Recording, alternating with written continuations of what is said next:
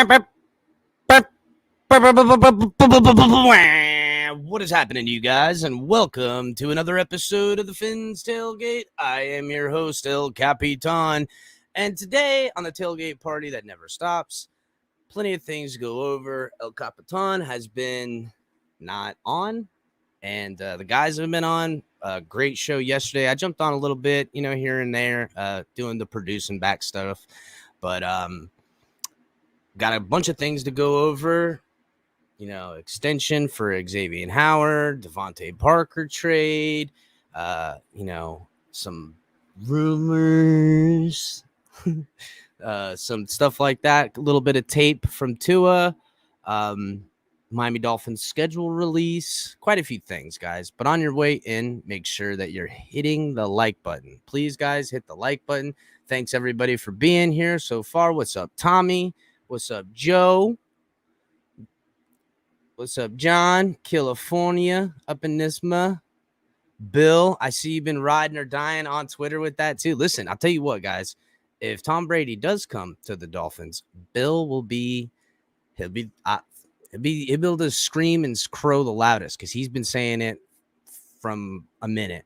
What's up, B. George? What's happening? News. Color. Zappa, what's good? What's going on, guys? Yo. What's up, Caddy? CT, what's happening, brother? So, yeah, guys. Also, make sure that you guys are catching all the great content we have here on the Fins Tailgate, starting with, El Capitan, the Fins Tailgate, every night of the week other than these nights.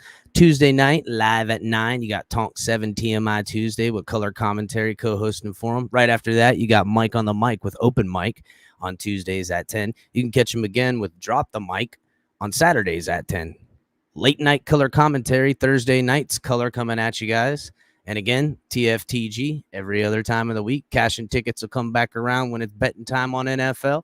Make sure you guys are supporting the show with Cash App and Venmo. Shout out Jay for the Cash App. Appreciate it, Jay. You're the man. So we'll start with also, guys, official partners with Fanatics.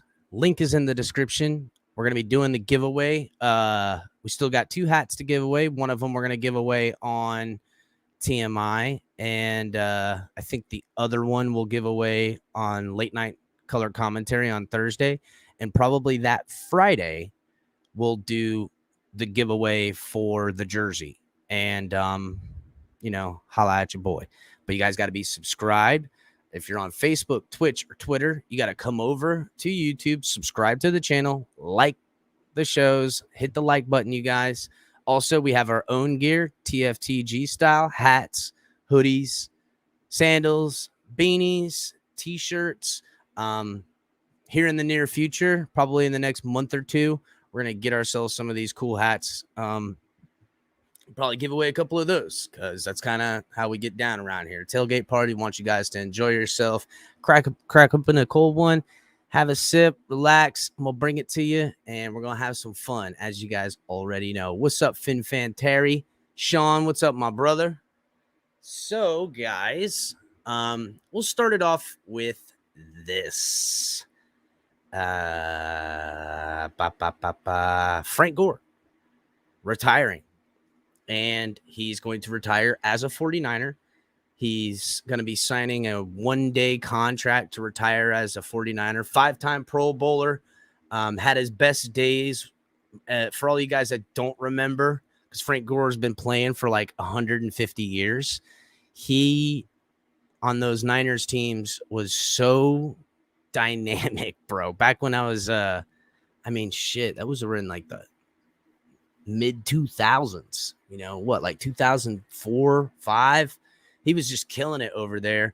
And I have a little bit of an article via ESPN. I'll read it to you guys real quick. And we love Frank. Everybody does love Frank. Nobody, for anybody that is a running back or just a professional, you can't not respect a man like Frank Gore because he just put the work in came out with the knee surgeries. People thought he wasn't going to make it in the NFL, and he's the third time all-time rushing yards. So, I mean, he's a gold jacket member, no matter what.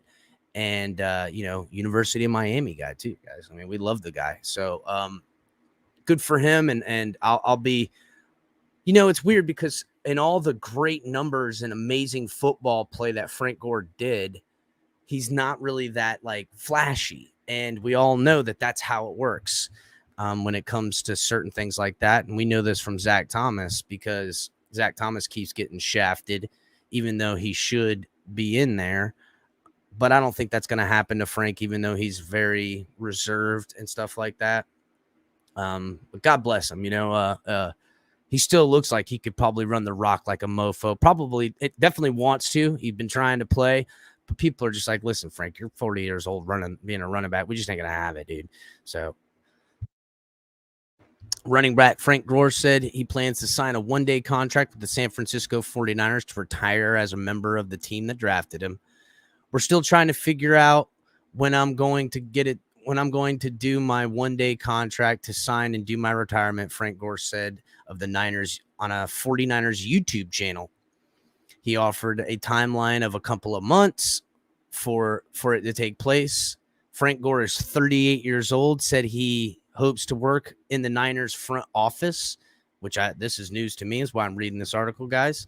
I love looking at talent. I love evaluating talent. I love football, Frank Gore said. And they, meaning the Niners, know that I know football players. What's it supposed to take to be a football player? And things to that nature is what he's pointing out. Gore was the third-round pick for the Niners out of the University of Miami in 2005. So, like I said, mid-2000s. He played the first 10 years of his career for the Niners. Then he went to Indianapolis. I remember him there. Then he came to Miami, as we know, Buffalo, and then he went to the Jets, did the full runaround. Surprised he didn't hit the last team in the AFC East. He did not play for a team last season. Gore had 9 1,000-yard rushing seasons as he played more games than any other player in NFL history, 241. His 16,000 rushing yards ranks third all-time behind Emmitt Smith and Walter Payton, which he was pretty damn close to those numbers, too. Walter Payton's, I think, a couple grand off, but you know what I mean, guys. He's fourth all-time in yards from scrimmage with 19,985 and fifth all-time in all-purpose yards with 19,992. Gore finishes his career with exactly 100 touchdowns. So just wanted to show some love to Frank Gore. We love him, and he retires at 49 as a 49er. Yeah, that's good. FM, nice, bro. Nice. Frank Gore is a legend. EM baller, you right. Blue collar dude. DDG, what's up, my guy? He's just it's a man that can be respected, and John Lynch, being a GM ex-player, probably will see the value in having a guy like Frank Gore around. And the Niners are one of those type of ideology teams where they like to hire ex-players, not unlike the Dolphins now. So I think it's a good thing. Players can extend their careers in football by becoming position coaches and maybe becoming, head coaches and stuff like that. There's a whole thing happening here, and I kind of like it. I mean, when you can't do it no more, doesn't mean you don't know what the hell you're talking about. Now, I'm sure if Tyreek Hill was teaching people how to do things, it'd be hard to do because he's so fast, but that's why it's going to work good with Jalen Waddle.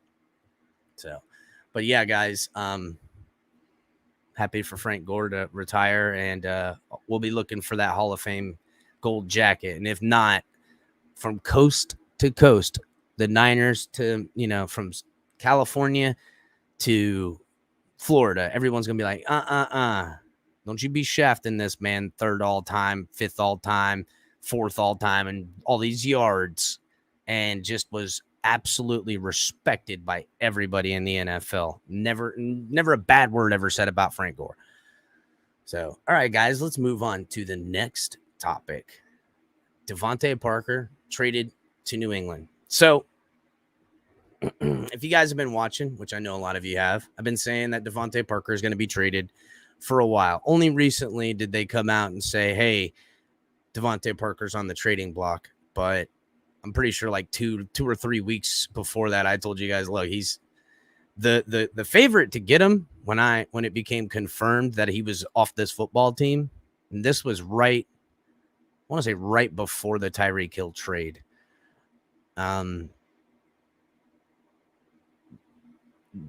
Long ago, it was Green Bay we thought he was going to go to, but then the Eagles came out in favor. But all along, the Dolphins wanted a 3rd-round pick for him. And I remember telling you guys, they want a 4th or a 3rd-round pick. And by a little bit of sprinkling of some magic, we get this guy off our team, and we're getting a 3rd-round pick next year. And before I get on to a little article to go over the details of it, and I have a video of Devontae Parker smoking the Patriots, which is why he probably went there. But I got a video. There's somebody who's been wanting to come on the show. We were going to try to get him on during the betting last year, but it just didn't pan out. You'll probably see this guy making picks. This is Papa Doc, guys, and this is Papa Doc Talk. So just check out Papa Doc. What's up, my peeps? It's Papa Doc here. So, Devontae Parker done got traded to the Patriots. What a bunch of fucking idiots. Hey, I guess, we finna get a 3rd-round pick for this guy. But, hey, man, I mean, we would have given him a 3rd-round pick just to take him off our hands. That dude always sit the sidelines, injured, hurting on this, crying about that. Come on now. I guess they were just tired of watching them play his best games against New England. Now they finna think that he gonna play his best games against Miami. Hell, good luck with that. Xavien Howard finna smoke them on the field. Holla at your boy! So, yeah, Papa Doc going to be popping around every now and again. Talk with Papa Doc. Papa Doc's Locks is going to be coming at you here real soon with some picks during the NFL season. So be prepared for that. Papa Doc's good dude. Great insider with the betting and stuff like that. Shout out a couple people who are jumping in right now. What's up, Kenshawn? What's up, Jeff, Adrian, John, Alida, Jason? What's happening, guys? DDG. What's happening, everybody? Make sure you guys are hitting the like button on your way in here. So, just to go over Dolphins trade, Devontae Parker, and we're going to be getting a 2023 3rd-round pick. So, the Miami Dolphins traded wide receiver Devontae Parker and a 2022 5th to the New England Patriots, in which we will receive the 3rd-round pick next year. This comes after, a couple of other things. We'll get to those later. But so here was the deal, guys. And I heard, I didn't think the Dolphins were going to trade Devontae Parker, but in all markets of wide receivers, including Tyreek Hill, including 2 other names I'm going to mention here later on, 3 teams have been connected a lot. And that's the Jets, the Patriots, and the Dolphins. Now, for whatever reason, a lot of players aren't choosing to go to New England. And I can think of a couple of reasons, but the Patriots were really trying to go after help in the wide receiver room. Their weapons are not that great. And they were really making a play at Odell Beckham. That's the kind of, they want a 50-50 ball type of wide receiver to go to. And by all accounts, this is a settle that the Patriots had to take because they're not finding free agents that want to come there as far as playmakers go. So just to make it clear, guys, New England's not having as easy of a time with free agents as Miami is. And the Jets are struggling too, and I'll get back to that a little bit later. So according to Jeremy Fowler of ESPN, and he reported on this, Patriots exhausted options at receiver, had explored talks with OBJ and looked in several other free agent wideouts. In the end, Devontae Parker's pedigree and manageable salary of $5.6 million this year was appealing to New England. So it isn't really a ringing endorsement, but it's going to have to do for them because, again, they're not in a good way. N'Keal Harry has not been good. And it's kind of funny when you think Devontae Parker might take this guy's job. That's how bad he's been. Now, I don't know why. He had plenty of talent coming out, but maybe it has something to do with what's going on up there. They still have Nelson Aguilar, but he's kind of a different player. So I know that I don't look at that team and think, oh, Jacoby Myers, Kendrick Bourne, Nelson Aguilar, and Devontae Parker as a bunch of weapons that I think strike fear. Granted, this is the Patriots. We know their scheme. We know how to deal with them. We've been spanking their asses for a while. Tua is undefeated against him, which is a damn good thing to say. And, it's something to consider. But I have to think that maybe the Dolphins were able to sell him for this third-round draft pick because they remember what Devontae's done to them. And over a period of time, we know Devontae is out what seems to be 5 to 7 games a year on average. Most healthy year he had was with Fitzpatrick, where he went over 1,000 yards. But he's had his best games against New England. And just like Papa Doc just said, we're going to have to – I'm just going to show you a little bit of what he's done to them. And I'm sure that if you're a Patriots fan, this is what you're watching and thinking, well, at least he's not going to do that to us. And just like Papa Doc said, he's going to be able to do this to Miami, which ain't going to happen. I'm just saying, he's going to be all, do 8, 9, targets a game, catch 3 of them, and they'll be lackluster. He'll do some 50-50 balls.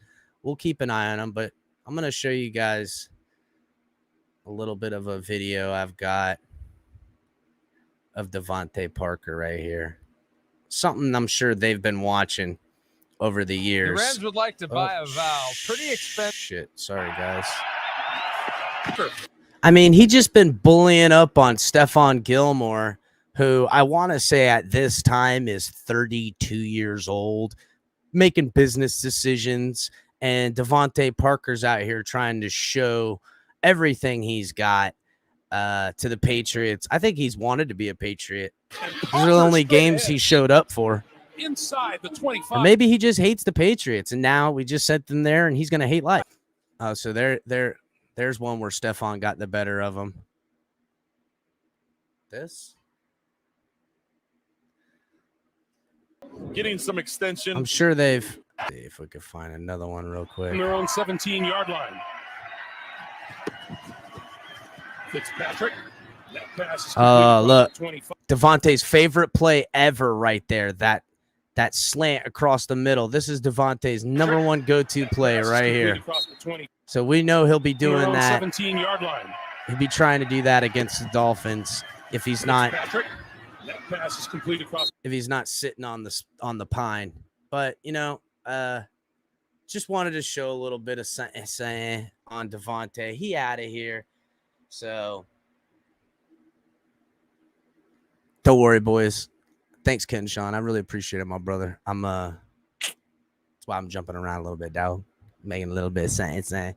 So, all right, guys. Devontae's out of here. We're going to save some money. We'll roll back to that topic here in a little bit. We'll go over our cap situation in a little bit after I get through a couple more of these subjects.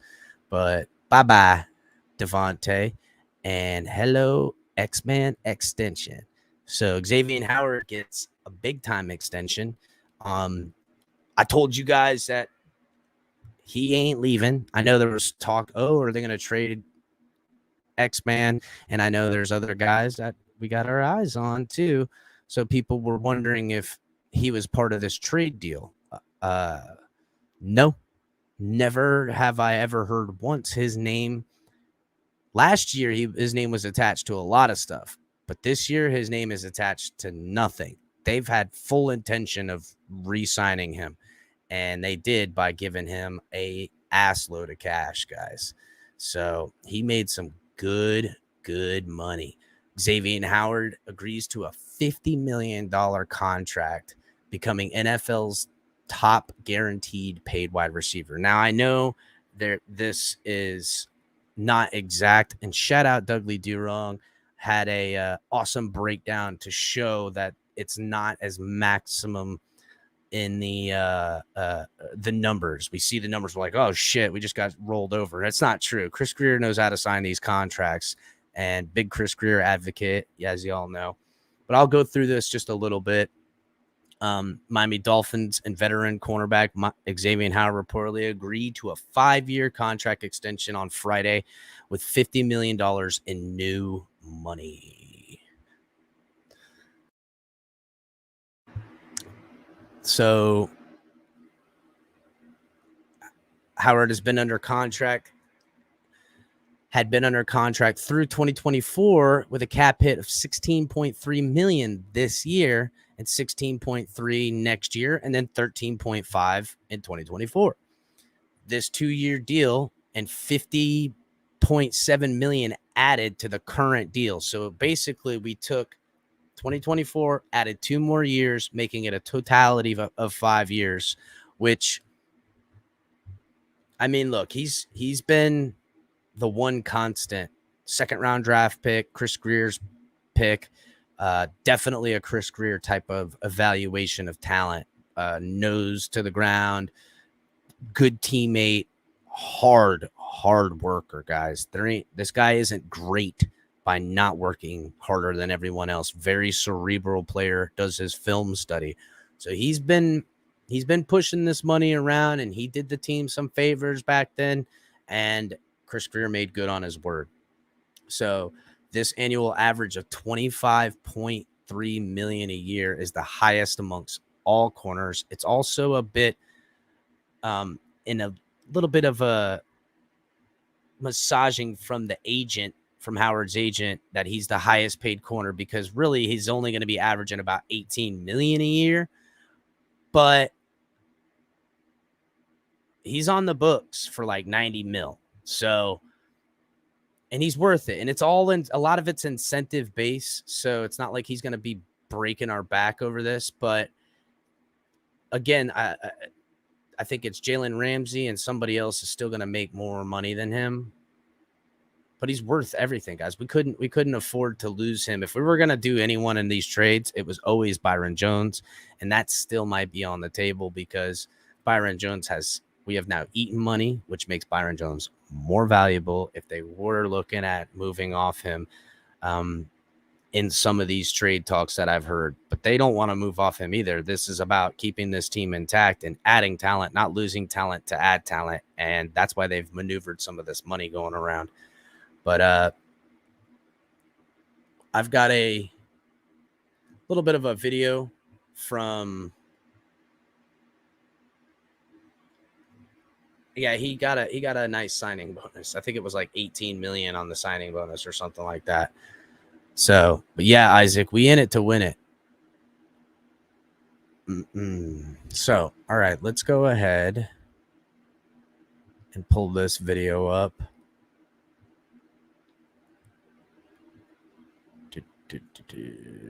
Boom. So here we go. Dragging breaking news out of the NFL, where Xavien Howard has signed a massive new deal with the Dolphins. The All-Pro quarterback will now earn $90 million over the next 5 seasons, and that comes fully guaranteed. The deal makes him the first cornerback ever in NFL history to sign a fully guaranteed 5-year contract. So that's the thing he's always wanted, was guarantees. That I'm sure he's smiling, and him and his family are celebrating for a lifetime of work for this guy. And now he can go out there and do what the competitor in him wants to do, and that's win football games and try to win a big game.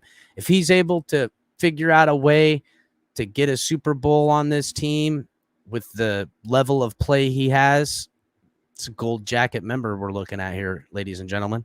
Howard's 15 interceptions over the past 2 seasons are the second most of any player in the league. Joining us now with instant reaction, our defensive back extraordinaire, the 2-time Super Bowl champ, Bryant McFadden. B-Mac, we got to go that direction here first. Anytime you see someone in the secondary getting broken off with this type of guaranteed. So this is a great analysis. Of course, obviously, he's going to be all happy-go-lucky about it, but it dissolves into a conversation about Tua at the end, which is the way it always goes, because in all reality, Dolphins fans and Tua fans or Tua detractors, that's where this hinges. So, again, let's just get on with the video. Money, your reaction is what? I love it. I love seeing secondary players get paid. Keep it real. Let's keep it real. I love seeing all players get paid because I know how difficult it is to be able to get to that level and be able to accomplish a lot of financial goals. So hats off to the Miami Dolphins. Clearly hats off to Xavien Howard because he is deserving of this deal. And we're starting to see a trend go in a different direction, right? I don't know how some of these owners. So this is a very interesting point that McFadden makes here, is about something that's becoming a little bit more common with all guaranteed money. And I don't know, we might be seeing something change in the NFL as far as money goes and incentive base and what's real and what's not, as far as cap. I think they like to keep a lot of it in the dark for obvious reasons, because then nobody really knows what the hell's going on. But you're seeing all this guaranteed money, you're going to have to guarantee it. Will take to this new trend. But what we're seeing now is something that many of us thought we would never see, Joe, which is fully guaranteed contracts. Fully guaranteed. And I don't know exactly the. Yeah, boy, all them interceptions. A lot of good names on there, but everybody knows the Pro Bowler Xavien Howard going to snatch one out the air. He does it in the Pro Bowl almost every time he goes, too. Injury language within the contract, but we've seen multiple contracts over the last few months that said fully. So hats off to the Dolphins, because remember, he had an issue with his contract last year. He threatened to sit out, wanted to be traded. They said they would do him justice if he just fulfilled his requirement. In 2021, he played outstanding football. Clearly, he is the best corner on their team and one of the best corners in the National Football League, and he's getting paid as such. You sort of took me where I was going. That is the one big thing that Xavien's done in this contract making. Once he's been being paid to do this, is he's figured out his body and his gameplay to keep himself healthy throughout the year, which is going to be important because we're going to need him in the postseason, boys, girls. We're going to be out there. Postseason football coming for the Dolphins this year. Going there, B-Mac. Last July, prior to the season, unhappy heading into the year with the structure of his contract, what the team had committed to him. Do you see things changing, not just in terms of that guaranteed money, but in the way that these players are leveraging these deals? No question. Now, let's keep it real.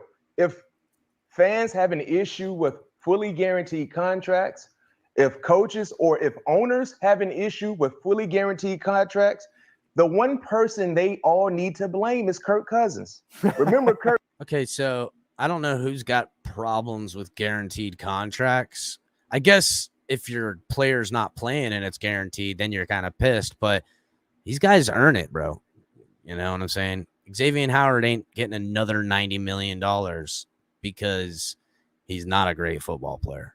Kirk Cousins signed the first fully guaranteed contract that we've ever seen. It was a 3-year deal, maybe like $86 million, fully guaranteed. That was the first time we ever saw a contract, the entire contract being fully guaranteed. So he was the first domino that fell. And now we're starting to see more language involving the word fully. Just saw Deshaun Watson sat on top of the bank with a crowbar. He's breaking the bank, and all of it is guaranteed. So yes, if you're a player that has the star power that has the production to back your argument.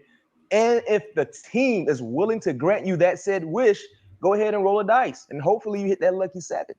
Our guy B-Mac. Nice. My guy's over here putting every kind of adjective in word crowbar, rolling the dice. He's got it all in there. Quite appropriately, with the lucky 7 in purple hanging behind him, points a finger here at Kirk Cousins. It all comes full circle, B-Mac. But let's talk about the Dolphins here as a contender this season, because they've really come to this arms race and loaded up on both sides of the ball. I want to talk about Tua specifically. See, here it goes. It always goes to this. Pete, what you talking about, bro? You're just in here trolling, Pete. Get out of it. What are you doing, bro? How short is the leash on Tua, knowing that all the pieces are in place, that the window is now open? The personnel doesn't change here on Friday, but the expectation perhaps does with this Howard extension. When you look at this Miami team. So this is what I'm talking about, guys, ladies and gentlemen, is this is going to be a pressure-filled year for Tua as well, because there's a lot of money spent on this team for the window that we're trying to put in for Super Bowl window, not playoff window, Super Bowl window. And, you know, Tua's going to have to deliver. He's going to have to. This team is not going to, they're not going to ride out next year without feeling like it's in their best interest with the most possibility to get a Super Bowl. I think Stephen Ross, Chris Greer, they're willing to do whatever it takes to get Miami a ring in the next few years. So that means moving off of a young quarterback that had up numbers for a guy that they think can do better. We're going to have to cross that bridge when they can. Right now, it seems like the plan is best used where Tua remains the quarterback and they do everything they can to bolster up all these weapons and just beat the hell out of people. And they do have some cap now, guys. So we'll talk about that in a minute. The way that they're constructed, they shore up the offensive line a bit. They put some backs behind the quarterback. They got a weapon outside and now 2 weapons in Tyreek Hill. Their defense is shored up. I just outline all of this. So by right there, Vegas don't think that we're going. They're saying we're going to get, 8 wins, 9 wins maybe. It's negative money if we miss if you bet on to miss the playoffs. So the Dolphins are still counted out, everybody. Just to ask you, how short is the leash on Tua with the expectation being win now? I don't think it's super short. I think they will be patient with Tua. But I can tell you this much, Joe. I think based on what we've seen over the last few weeks, last few days with the Miami Dolphins, Tua Tagovailoa might have the most pressure on his plate more than any other quarterback in the National Football League. See, look, I'm not crazy in thinking this, people. This is what people notice. This is more pressure than last year with a quarterback that might be traded for. He knows that they've already tried to trade for another quarterback. There's another quarterback out there right now vying for his job, possibly 2. And nothing is certain in the NFL. And Tua, if he's learned anything, he's learned that. So he's got a lot of pressure on him. If we're rolling out week 1 with him at quarterback, he's got to perform. Because remember, he was highly criticized for the inconsistent play that we saw from time to time. And maybe it was overhyped, but everyone was jumping on Tua's train anytime he threw interceptions and passes or didn't look ideal in a particular ball game. But now when you look at everything they've added to their team, they're in win now mode. Oh, yeah. And if he does not deliver, 1,000,000%. Man, if you thought he was criticized a year ago, look out. But the pressure is there. So everything is there, right, Joe? Mm-hmm. The only concern that we all have with the Miami Dolphins is Tua Tagovailoa. Will he be able to deliver his end of the bargain? So me personally, I mean, that's it right there. No doubt. They've brought in extra protection, weapons, offensive coaching staff. Everything is there for him to succeed this year. So hopefully this is the year. I don't think the leash is short, but the pressure is more crucial than how short or long the leash is, in my opinion. Yeah, we've seen just how quickly things can change at the quarterback position here in recent memory around the league. Tua's got plenty to prove with all those tools around him. But on the defensive side, we know Xavien Howard, he's got all things covered, and so does B-Mac. All right, guys. So, yeah, I mean, it's something I'm going to continue to crow about, guys, because Tua's got pressure. Everybody knows that. He's handled it pretty good up to this point. No more of a stacked deck have I ever seen against a guy coming in as far as just coming out injured and scandalism apparently and whatever else nonsense. Definitely shopping his job to other people early. Definitely earlier than most teams do. So he's got to know that there's rumors flying around about Lamar Jackson. And I'm going to get to that in a minute, but the Geyser 13 says that had a conversation with a friend and that Miami could be clearing cap space to make a move on a QB. It could be, but I don't know. And as you guys can see by the contracts we're signing, we have a little over $21 million, almost $22 million. We're going to go into that in a minute, but something's coming. And I've been hearing other things, not quarterback, but I've been hearing whispers about Lamar Jackson. So I'll talk to you guys about that here in just a second. But let's go over this cap space that we have right now. So as of this moment, the Dolphins have $21,820,337. But if you guys look, you're thinking, oh, man, they could sign this, they could sign that. And you're right, because the way the cap is constructed, I mean, Teron Armstead's only getting, he signed a big bonus, but he's only getting, I think he only counts to let me look at it real quick. Well, here's a good point. The cap hit for Tyreek Hill this year is only $6.5 million. The biggest cap hit we have on the team this year is Emmanuel Ogbah with $11,350,000. Second to that is Mike Gesicki. So, but right now we sit with 21 million, almost 22 million, but there's still cap space to be moved around. And that could come in cuts. That could come in, a little bit of restructures. There's Eric Rowe that's on the team, which I wouldn't come off Eric Rowe. I would keep Eric Rowe unless they think they can cut him and get Tyrann Mathieu for the same money. I think that's what the Dolphins were trying to do.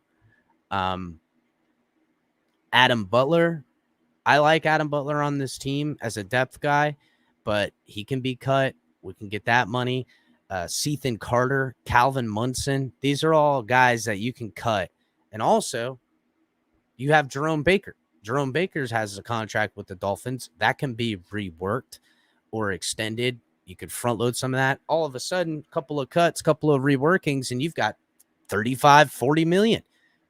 I mean, maybe not that much, but they can definitely squeeze out another $8 to $12 million out of currently constructed on the roster right now, cutting a few guys and, reworking the Jerome Baker contract. So there's an extensive amount of money still left on the team that they're doing a very good job at creating a mirage of what their cap space really is. And I think we're rated either third or fifth in cap space right now. So there's some movement that could come if they were going to make a play at some of these rumors that I'm hearing, some of these other players, stuff like that. And I'm going to move on to that. These rumors are DK Metcalf, Deebo Samuel. Everybody's heard about it up to this point. No point in keeping the cat in the bag. Cat's already out of the bag. If you guys are following me on Twitter, you'd see that Deebo Samuel was in Miami again, and he was caught hanging out with a Miami Dolphins player. And I was told from sources that this Miami Dolphins player that he was seen with was Raekwon Davis. So that's all I know. Just passing along, but he's in Miami hanging out with Miami players. From what I understand, he wants to be with Mike McDaniel. They would like to make that work, and maybe they will. So we'll see where that is. Seattle's already come out and made it very clear that they're willing to trade DK Metcalf. But I told you guys that weeks and weeks ago that DK was a target on the Miami Dolphins, along with Tyreek Hill and Deebo Samuel. The Tyreek Hill thing looked the bleakest out of all of them, but it's the one that got done. Deebo Samuel one had the most steam. The one I wanted was DK, but the asking price is outrageous. And DK you might see the Jets go after him. I know the Jets are going after him right now. So that's a done deal. They're going after him. They're trying to get more weapons. They got to keep up to the arms race in the AFC. They want 2 first-round draft picks and more from the Dolphins. I think they'll take 2 first-round draft picks from the Jets because they have higher draft round picks. Plus, they want some this year, which we have none. So keep your eyes peeled. Maybe Chris Greer makes a magic act happen again. Remember, DK Metcalf could say, I'm not going to the Jets. You make it happen with Miami. Deebo Samuel's kind of saying that now. That he'll play this year in San Francisco. He's not like he's a terrible person, but he's not going to sign with them next year. That's kind of what I'm getting, is that Deebo has no intention to sign next year, and the Dolphins could almost just wait. And they don't have to pay a lot for him because they can be patient if they want. Now, that's not what they want to do. They want him now. They're willing to pay. The Niners want what they want to get. The Niners got to watch their cap space because they got Bosa to pay. They're carrying dead cap from their quarterback. They've done a lot to be in the playoffs these last few years, and they're going to have to clean some of that cap up, and they're probably going to roll with a rookie quarterback sometime this year, and probably or not rookie, but you know what I mean, a young quarterback sometime this year and probably all of next year, because they're going to have to, and Deebo ain't going to want to stay there riding on a team where he wants to be with his best guy. So I think this could work to the benefit of the Dolphins, because if DK Metcalf forces his way around and wants to play in the Dolphins, maybe we get him. That would be some shit, boys. That would be some shit, seeing DK Metcalf on this football team. What? Could you imagine? Holy shit, how crazy that would be. This is a transcript from Jeremy Fowler. He says, this name that keeps buzzing up in circles. No guarantee that anything will happen. Talking about DK Metcalf. The Seattle Seahawks have already made several significant changes to their roster this season, and they might not be done. By all accounts, Seattle is flushing it out. They're trying to go build young again and get picks back. They're trying to do the Dolphins things. Chris Greer, the trend setter. Give me your picks, and I'm going to, tank.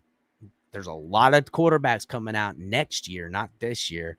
And I'm sure Pete Carroll and other teams have their eyes on certain quarterbacks, and they're looking and saying, Dolphins got 2 first-round picks next year.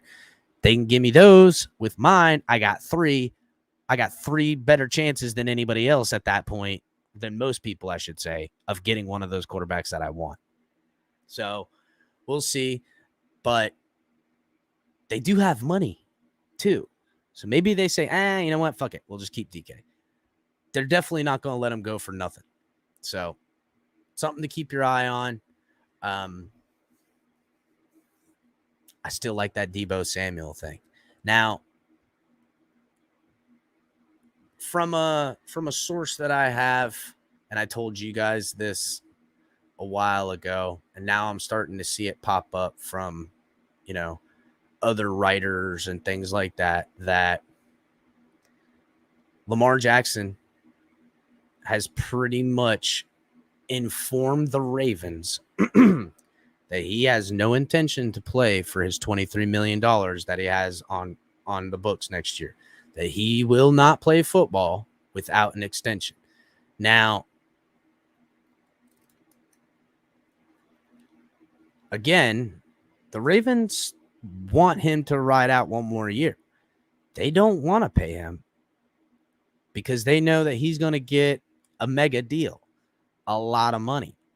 Now, it's not going to be as much money because he's coming off injury and all that other stuff, but he's going to be getting, $180 million or more fully guaranteed, whatever the hell quarterbacks are getting now. They're getting $50 million a year, damn near. It's crazy the money these guys are getting. But he wants that big bread, not no $23 million, and he certainly don't want to play another year not on a contract if he blows his knee out and have no guarantees in life. And I don't blame him.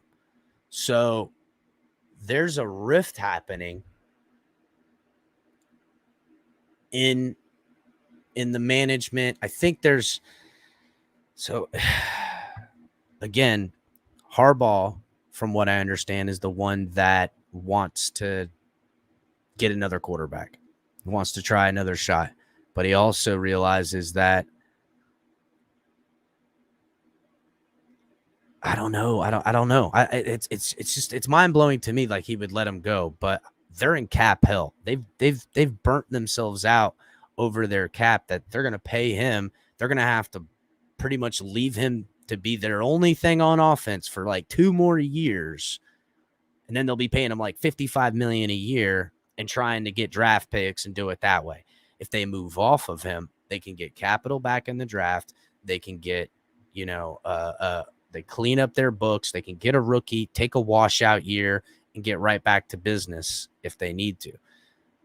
That seems to be where they want to go. Harbaugh signed for 3 more year extension on there. He runs the ship. They're not seeing eye to eye on the numbers. And Lamar is his own agent. So I think his mom does it with him too. But him being patient is putting all the pressure on the Ravens to act now. That asking price of what they're willing to get for Lamar Jackson could be cheaper than anyone would expect for a trade for a MVP quarterback. And I've heard the Dolphins' names and from him wanting to be on the Dolphins.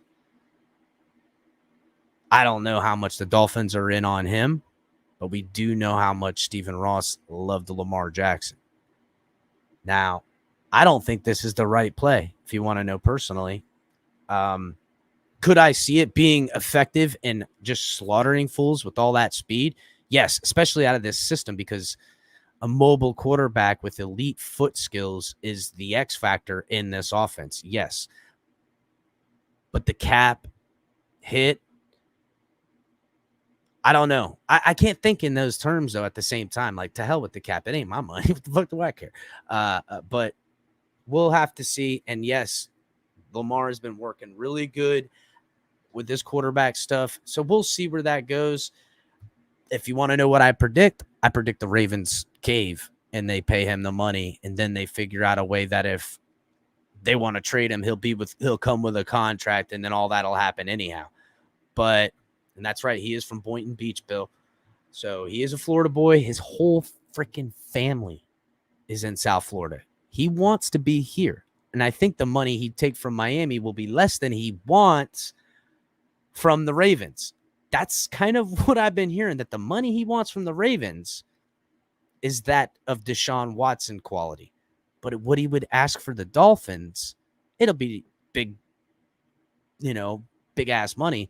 But he'll take less.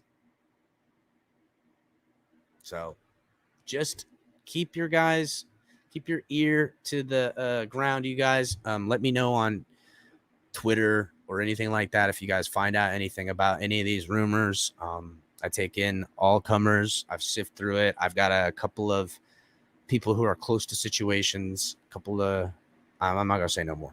Anyhow, guys, make sure that you're hitting the like button. Please hit the like button. If you guys are watching on Facebook, Twitch, Twitter, come over to YouTube, subscribe to the channel, get in on the fun. Tailgate party that never stops. Gotta go. So Guys, also make sure that you're checking out all the great content we have here on the Fins Tailgate, starting with TMI Tuesdays, Tonk 7, live at 9, color commentary on there with him. Right after that, guys, you got open mic at 10 o'clock with Mike on the mic. Catch him again on Saturdays with Drop the Mic at 10. Thursday night, late night color commentary coming at you. Everybody already know. And then you guys got the Fins Tailgate every night of the week pretty much at 10. Cash App, Venmo, holla at your boy, the Fins Tailgate. Fanatics, official partners. If you guys are buying some Dolphins gear, get yourself something from Fanatics. Hit the link below. They got awesome stuff. If you want some of our gear, we got that there too. Holla. So let's move on to this little bit of tape that I have from Tua. It's a couple days old. I don't know if I've seen it in a couple places, but I'm going to go ahead and show you guys. He's been working hard. Again, it's a pressure cooker that the guy's under. He hears all this stuff too. Lamar Jackson talk. He's heard the Deshaun talk. He knows that it's a make or break year. The entire multimedia of everything everywhere is putting it on him. And rightfully so. That's what it takes. This is his third year. He looks as healthy as he's ever been. So he needs to, rise to the occasion. Let's go ahead and pull up some of these workout videos.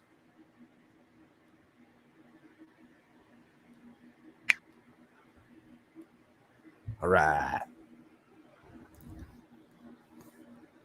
So, yeah, I mean, you can see his footwork looks legit. I love this drill. It's a great drill. Look at the hip movement. Hold on. I'm going to go back on that one. His hip looks so healthy. Look. Nice delivering strikes on the run. And you know what, guys? I seen somebody on Twitter go, oh, he's getting all that extra oomph on the ball because he's running. Well, guess what?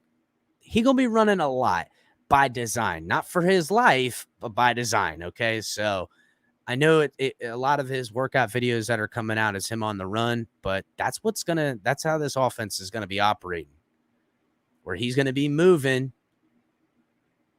his feet and throwing,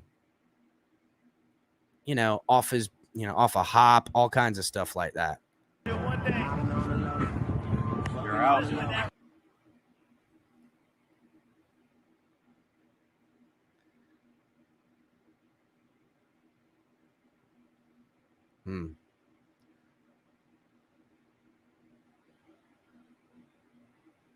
Look at him move.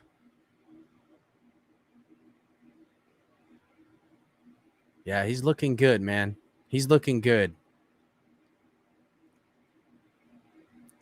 Nice on that plant foot, drilling the ball in there. Stopping on a dime, coming back. Man, he looks healthy, that's for sure. He looks good, man. It's good to see him putting in the work, too.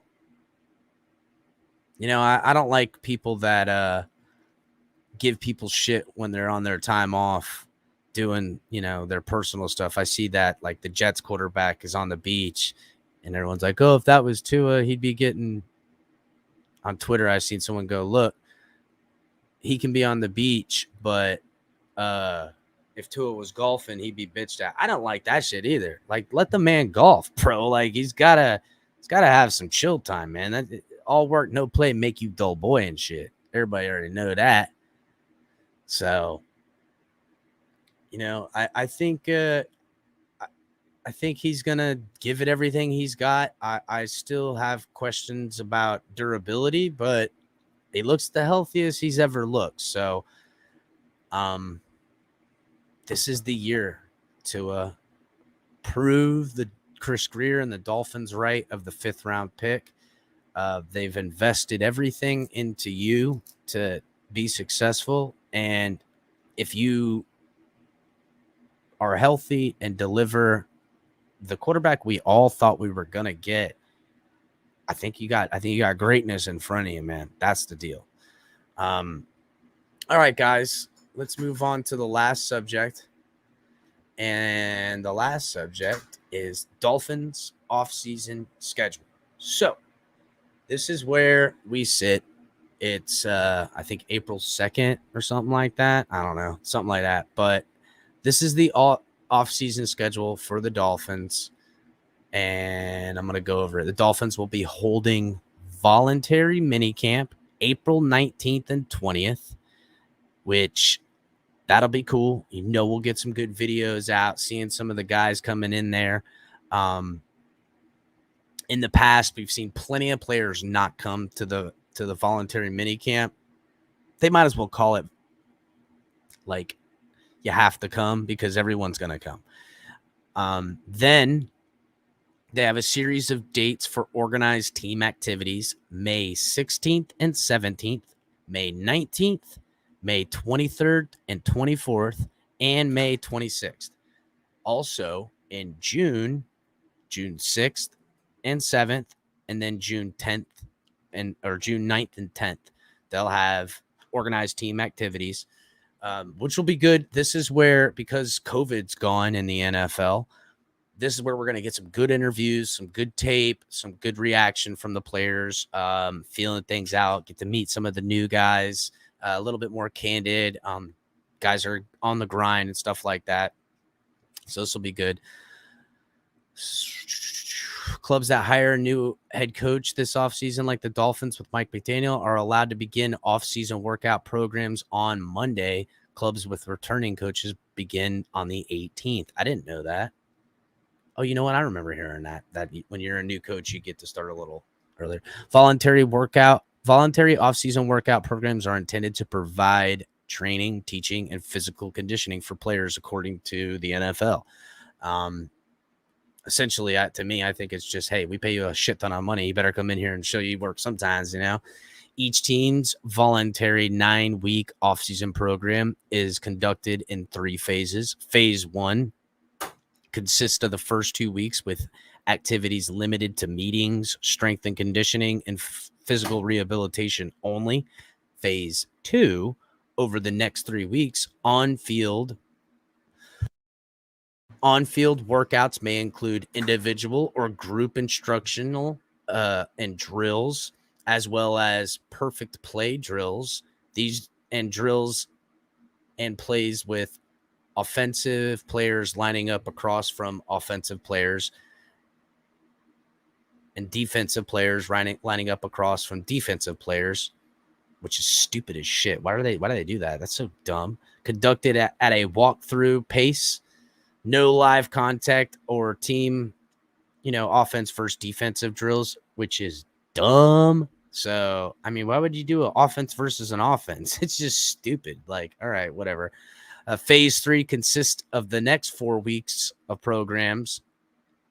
Teams may conduct a total of 10 days of organized team practice activities, or OTAs. No live contact is permitted, but 7-on-7 and 9-on-7 and 11-on-11 drills are permitted.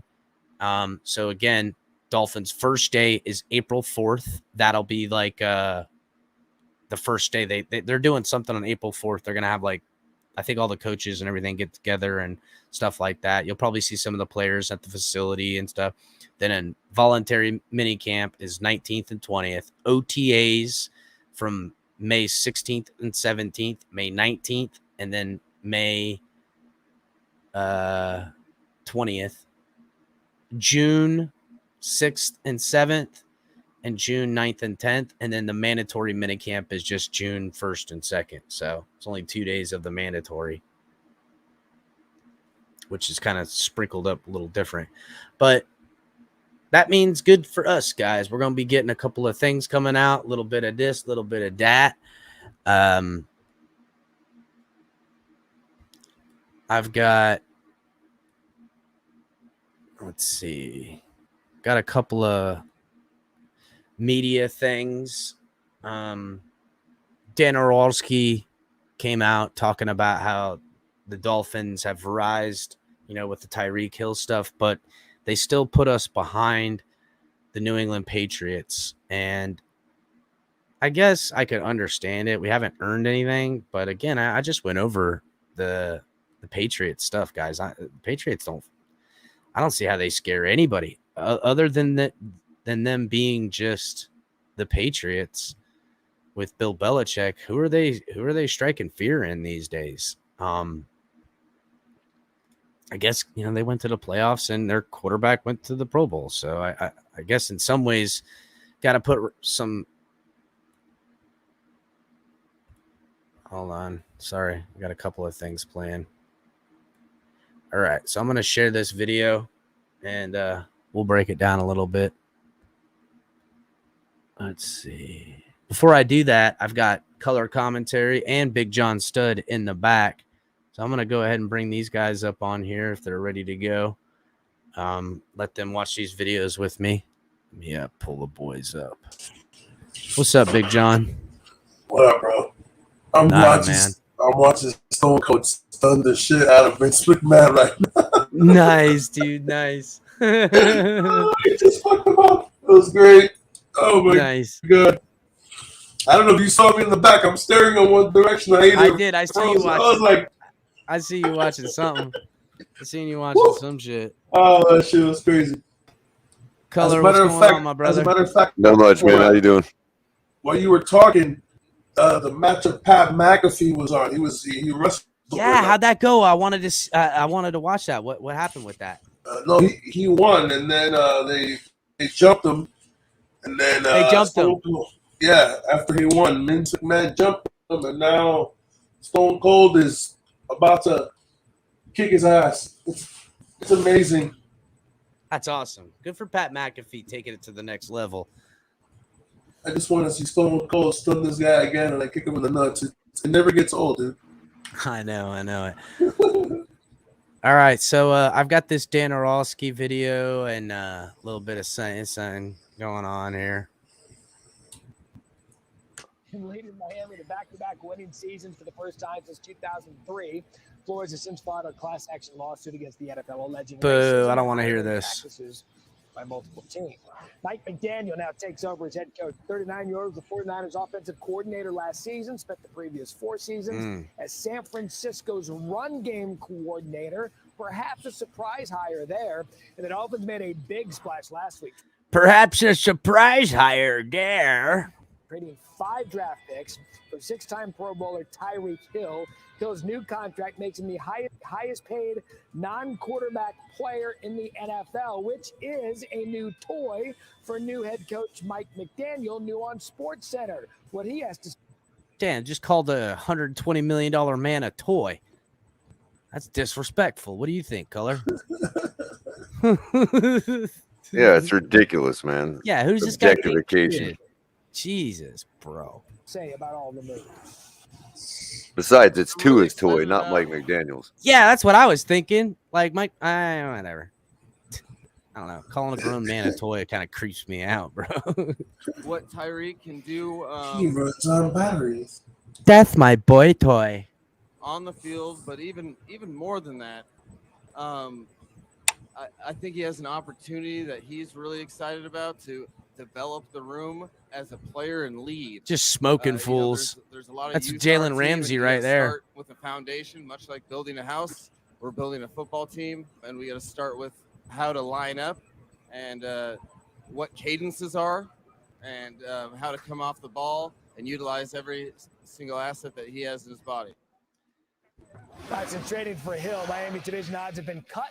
Okay, so here's our division odds have been cut in half. But, oh, look.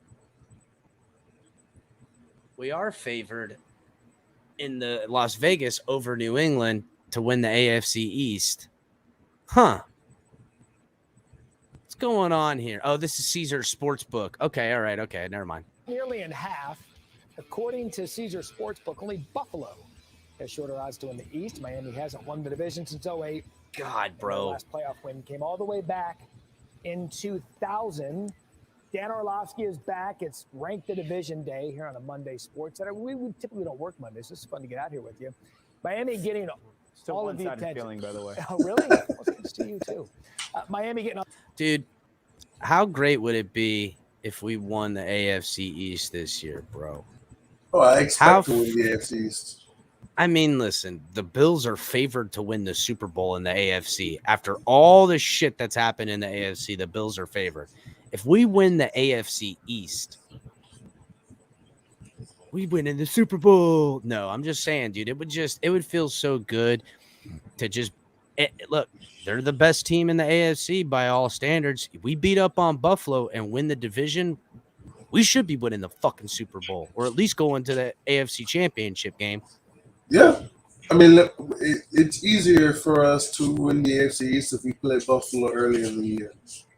If we play Buffalo early in the year, I think it's early. You know why? Because it's going to take them a long time. Oh, in Buffalo, you mean? No, it doesn't matter. In Buffalo, in Miami. The earlier we play them, that early game should be our game to beat them. I don't know, man. Yeah, because it's maybe I don't want to be week 1. I would rather it be like week 3 or something like that. Get a couple games under our belt. They're not going to be ready to. If they don't want to play us week 1, how the hell are they going to keep up with that speed week 1? It's not just I get that, but all of the new moving parts of the Dolphins, maybe some kinks ironed out. You know what I'm saying? I would rather see them like week 3 or something like that. So. Yeah. All right, I'm gonna play this. Now the attention. They've got a lot of skill position players. Tua's got a lot of weapons. I still put Miami 3, but Miami has closed the gap to 2. Now at the top of the division is the Buffalo Bills. I think they're probably the class of the AFC in general, and they're getting 2. See, look, we're still only given 9 wins, which, again, guys, I know we won 9 games last year, but a lot of those opponents were ugly. We hit everyone at full strength. We might only win 10 or 11 games, but that don't mean it ain't going to be enough to get in the playoffs with 10 wins because, well, if it was, it would happen to us because that seems to be who it happens to. But we need to really get 11 or more wins to secure. Let's just win this fucking AFC East and not have to worry about all the other bullshit. Right, Color? Telling you, man. In the NFL from last year with Tre'Davious White, their star cornerback coming back from injury, and then obviously the addition of Von Miller. Josh Allen is an absolute superstar. Yeah, guys, don't forget. That's not a large spread. I don't know why everybody thinks Buffalo is so much better than the rest of the East, man. Well, they got Von Miller, which that's a pass rusher. I'm talking about last year, though. Like, I mean, we're only 2 games out of first. Yeah, but fucking dude, they were Tyreek Hill, Patrick Mahomes doing his thing, win away, from going to the AFC Championship game. And they probably would have beat the Bengals and went to the Super Bowl. I told you Buffalo was my favorite to win the Super Bowl last year. But I don't look at it this year, not that way the AFC is currently constructed. I don't know if that high-flying attack is going to be the way to play against a team like that, running the football with purpose the way the Dolphins – again, people, that's the deal. The Dolphins all look like a speed throwing team, but that's not what the game plan is. Game plan is to run the ball with purpose and get this defense, sideline to sideline. And next thing you know, everyone's running left, but you got Tyreek Hill running right. Patriots at number 2, but the reason why I think the Dolphins have closed the gap is I think the Patriots have taken a step back this offseason. They lost their star corner, J.C. Jackson. Yep. Kyle Van Noy's not on their football team anymore. They have not added to the wide receiver group. And from why too? Because they're still the New England Patriots. And this is before the Devontae Parker thing, obviously, which adding him still doesn't add anything, if you ask me. They're still Bill Belichick. They still have a fantastic offensive line, very good run game. Mac Jones is phenomenal. 2 really good tight ends. So that's him just elongates the injury list. Mac Jones is phenomenal. I wouldn't call him phenomenal. Jesus. A lot of people say, oh, I love Dan Orlovsky because he loves Tua and he's always singing ringing endorsements of Tua. But this guy sounds super hyperbolic when he says Matt Jones is phenomenal. It's phenomenal? AJ Styles is phenomenal. AJ Styles. 2. But I think that 2 is closer to 3 with the moves that they haven't made and the moves that Miami has made. I think Miami's offense is going to really be basketball on grass. They are going to be speed for days. And the reality of Tyreek Hill joining with Tua Tagovailoa and Mike Gesicki at tight end and Jalen Waddle at wide receiver, I don't think that Miami's just going to sit back and chuck the ball downfield like we've seen Patrick Mahomes at Tyreek Hill. But I think it's going to be getting the ball out of his hands quickly like Tua does well. Yep. And allowing yards after the catch. You hear that, guys? Dan offense. Orlovsky just said Tua can't throw the ball downfield. That's what I heard, Color. Didn't you just hear that? That's what I heard too. I heard that. Big John, is that what you heard? That's what I heard. Three of us. Y'all heard the same thing. Dan Orlovsky. And we heard Noodle Arm Jones is phenomenal. Yep. Noodle Arm Joni Macaroni Arm is a phenomenal football player. Dolphins have only closed the gap slightly, but Bill Belichick and Mac Jones, the Big Mac attack is just going to give us fits, even though we beat them twice last year. Isn't Tua 3-0 in his career against Bill Belichick? Yes, I said that earlier. He's undefeated against Bill Belichick. Apparently, you know what, too, John? Bill Belichick has a lot of admiration for Tua. He said many times that he's a very quarterback to game plan or because all of his pre-snap reading of his defense, they're not able to disguise anything from them, and they find themselves, and I read this in an article, they find themselves trying to play against the offense on defense rather than dictating what the offense does with their defense as they do with other teams. So with this run game coming at you here directly, that's going to be something. This run game gets going, guys, we on our way. In many ways, like he used Deebo Samuel in San Francisco. I'd also say this, Matt, like the New York Jets, have quietly had a strong offseason as well. And 2 years ago, their offensive line was a joke. Yep. Now with Mekhi Becton, their left tackle stays healthy. Laken Tomlinson comes over from the 49ers. He's their left guard. AVT's their right guard. McGovern at center. This is a group that I think is one piece away offensive line-wise from being good. That ain't no bullshit. And I've been scouting the Jets, and their offensive line is going to be significantly better than it was last year. So something to keep an eye on. But I think they're going to be doing a pro style offense with that quarterback they got there. A lot of bootlegs. We'll see how they look. And if Zach Wilson takes that next step, I think that they become a much more viable opponent in that division as well. It's viable, 7-9, 8-8. I think that if the Jets do a good, and they've got to hit this draft with their multiple first-round picks, I think the Jets have a chance to win 7 or 8 games, yes. And that's a success for where their process is going. It's all Tua in Miami, by the way. 100%. If he can't, with these skills. Here we go. Everywhere at the end of every single Dolphins it's always mainstream media, it always comes back around to Tua. And I know that Tua people, don't want to hear it because they want it to not be the narrative, but it is the narrative, John, that it's all on him in a lot of ways. Yep. But it does suck that we're constantly having to hear it. He goes to the Pro Bowl. It sucks that we gotta hear it. It sucks that we gotta hear it. And it sucks that even when you're not talking about him, the conversation goes to him. That's right. Pat McAfee was on a show a couple of days ago when they were talking about Derek Carr and doing it from Derek Carr and Devontae Adams to Tua. What the hell does one got to do with the other? To how Tyreek Hill ain't gonna have a Devontae Adams type of deal. Yeah, they got a quarterback to throw to him. I heard it. I don't know how do you go from Los Angeles to Miami. Tua had nothing to do with that. Well, I mean, look, I don't know, bro. I guess because to me, like, I think Tua could be as good as Derek Carr all day. You know what I'm saying? If anything, he might have I think in the mobility factor, I agree with you. I think as far as his mobility and his pocket awareness, I agree with you there. And they're close in arm strength too, because Derek Carr, who's a great quarterback, he's not anything to write home about, but he's been a decent enough quarterback, and they're going to make some noise over there in the AFC West. I can't wait to see that whole damn thing shake out. Holy cow, look at that AFC West. It's going to be nuts. Skill position players, he just can't in the NFL. That's going to be a fun one to watch. Also, the talk of the NFL meetings today in Palm Beach, America, have been the potential changes to the sudden death overtime. Oh, yeah, I ain't watching that. That was the end of it.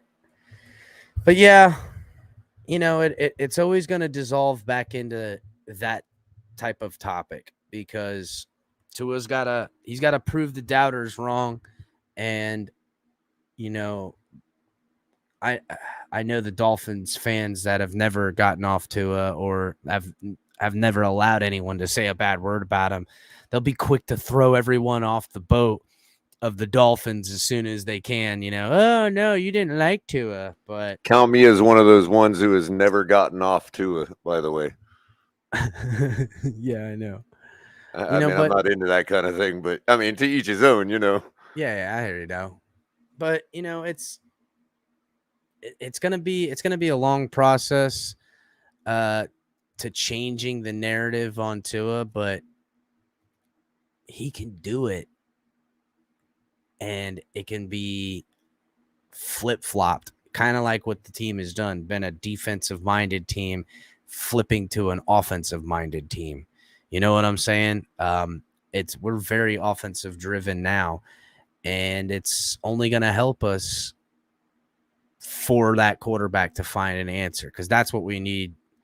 That was kind of where I sit right now, is that, man, I just wanted an answer at the quarterback position by this point, and we don't have it, so it's hard.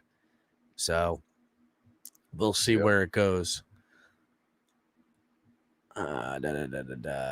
Again, it seems to be a common theme amongst beat writers that even after Miami has made these additions, that they're still not the biggest threat in the division to the Bills. And I don't like that. I don't like the Patriots sitting over us. The Bills, fine. We ain't been able to beat the Bills in what seems like 45 years at this point. But the Patriots, we've been smoking them the last couple of years. I know they went to the playoffs, but everybody knows this team got better and the Patriots didn't. So I guess, and I take that as a very slight, totally at the quarterback, because that's right what they do. Now, granted, again, from where I sit, he's done nothing to be able to deter that type of reaction from people, but the team has done a lot to change it. Because if Tua doesn't work out, Teddy Bridgewater's the backup, and with all this talent with Teddy Bridgewater starting quarterback, to me, is still a better Patriots team. So just taking Tua out of the equation, they're not respecting the Dolphins, and they're not giving Tua the benefit of the doubt that even Dolphins fans that are, as you would say, detractors of Tua, they're still giving Tua the benefit of the doubt. You know what I'm saying, Color? Like, so I do. Well, yeah. I mean, because they act like, Tua is going to like run the wrong way or something. You know what I mean? They're kind of going off of that he's going to be worse, not even level of where he's been. That's the thing, Cap, is that, and I've been on record saying it too. Even if we got the same exact production from Tua this year as last year, we should translate to one or two more wins. I mean, it's just, like I said, they act as if he's going to turn around and run the wrong way with the ball. Yeah, or that he's going to. I mean, look, okay, that Titans worse. The bloopers clip from the Titans game. That's a terrible, like where the ball's slipping out of the back of his hand. It's a terrible look. But again, you take the one best game, the one worst game, and if you have Tua healthy and Woody's on the field getting done, and then add all this talent on this offense, all these coaches, all these playmakers, the revamped line and the shuffling that's going to happen, the scheme change, all these facts alone with a new quarterback, even if it was a rookie, I would still pick the Dolphins over the Patriots right now. So what the fuck is going on? The Patriots, again, They just signed Devontae Parker because players don't want to go there. I'm telling you, Color, that's what I'm hearing. Players don't want to play for New England. No longer are the Patriots going to get those players coming by to hop on the bandwagon for a Super Bowl. Tom Brady ain't there no more. And Mac Jones ain't the second coming of Tom Brady. He might be something different. Maybe he'll be successful, but he didn't look great. He certainly didn't look like how Orwalski said, where he's, what did he say he was? Phenomenal. All I know is Brady ain't never cried after a football game. I don't know. I've seen Brady look like he's crying a lot to a lot of refs. So I don't know what I you're said talking about. earlier, yeah, the most but I'm- phenomenal person is AJ Styles. He's phenomenal. Everybody else. So I got this other clip, and again, the narrative rolls around the same from this. Another Tua narrative at the end. Well, it's the same topic. Who's gonna push the Bills in the AFC East? Wow. Not gonna be the Dolphins. It bothers me that my team doesn't have a quarterback or an offensive line. Shall I continue? Hi, Jeff. Hi, Harry. Okay, so the Dolphins have much improved this offseason. Obviously, the notable acquisition of Tyreek Hill being the headline for these new-look Fins. Jeff, who's the biggest threat to the Bills now? Is they're the real deal in the AFC East? Listen, I don't think anybody's going to push them very much, Molly, but I'll say I still think it's the Patriots. And listen. Okay. See, here it goes. It's still the Patriots. And almost verbatim what we just heard is how everyone's in the NFL outside of, we're fans. So we have a little bit of skin in the game. For people that are just looking at it prospectively, they're kind of judging Tua versus Mac Jones in some ways, but they're not, because when they say the Patriots, they talk about all the Patriots team. It's just like, It's a lazy take. It's saying, Belichick is Belichick, so let's put the Patriots above the Dolphins. It's such a lazy, it really is minded take, It really is. I think Mac Jones, I know his rookie season was, I thought it was solid. I thought he continued to get better. They run into a buzzsaw in the playoffs, right? And I think so when I look at the Patriots, I think they'll begin to get better defensively. Everybody wants to talk about Mac Jones, the rookie. How are they getting better defensively? They lost their best corner. So they're definitely not getting better. They lost their lockdown corner. Well, if you asked him that question, he would be like, Bill Belichick. I mean, they've been getting away with that for 20 years because of Brady. They can't get away with those lazy takes anymore. Well, I mean, he did just go to the friggin' playoffs again, so kind of they can, at least for one more year. Oh, yeah. Defensively, they looked old and slow towards the latter part of the season. In the playoffs, I think Josh Allen was like 21 of 25. I mean, he was dang near perfect, and he ran all over him. So it wasn't like this game was even in question. But I think when you think about the Patriots, Bill Belichick will go back to the drawing board. He will begin to add pieces to understand, okay, the way that Josh Allen, this Bills team, is going to beat us is with his arms, but also his legs, right? We can't allow him to get, 10 yards or rush. So how can we benefit? He'll begin to kind of build an umbrella. Everything but his brain. Slow him down. I mean, geez, bro. So he's going to redo the whole defense to stop Josh Allen, and that's how they're going to be more better. They're not doing so great on cap. Players aren't signing there. They're not getting those sweetheart deals. Again, though, we've seen the Patriots sign a 29, 30-year-old guy that's a rotation guy and put him in a full starting role, and he do well. I'm not saying they won't be competitive, but to not look at what the Dolphins have done and think just on paper it's going to be better, it's kind of weird. Down to give themselves a chance. I think that Mac Jones will continue to get better. I think they'll address the wide receiver position in the draft to get some more speed on the outside. They spent a boat ton of money last year in free agency. You knew they weren't going to do that 2 years in a row, but I do think they need some explosive players on the outside. I know they want more out of Aguilar, but they'll go draft some guys. I know it's a deep wide receiver class for the draft. I think that's what they'll have to address. They'll still be solid up front in the offensive line to protect Mac Jones. They'll still have a good, sound running game. That wins in the NFL. I know it's not sexy. It's not. He's not wrong about that. They will. Their offensive line's good. They will run the ball effectively. They'll use that play action pass, a little bit of RPO. They'll run that offense swimmingly. But I read their players on the team earlier, and adding Devontae Parker with Nelson Aguilar and company, that is not weapons that – I mean, who on that team are you picking up on your fantasy team? That's how you got to kind of look at it. And on top of that, if you think about it, if you play Miami, and Miami just, let's say for shits and giggles, you go down 14-0 to Miami, you lost the game.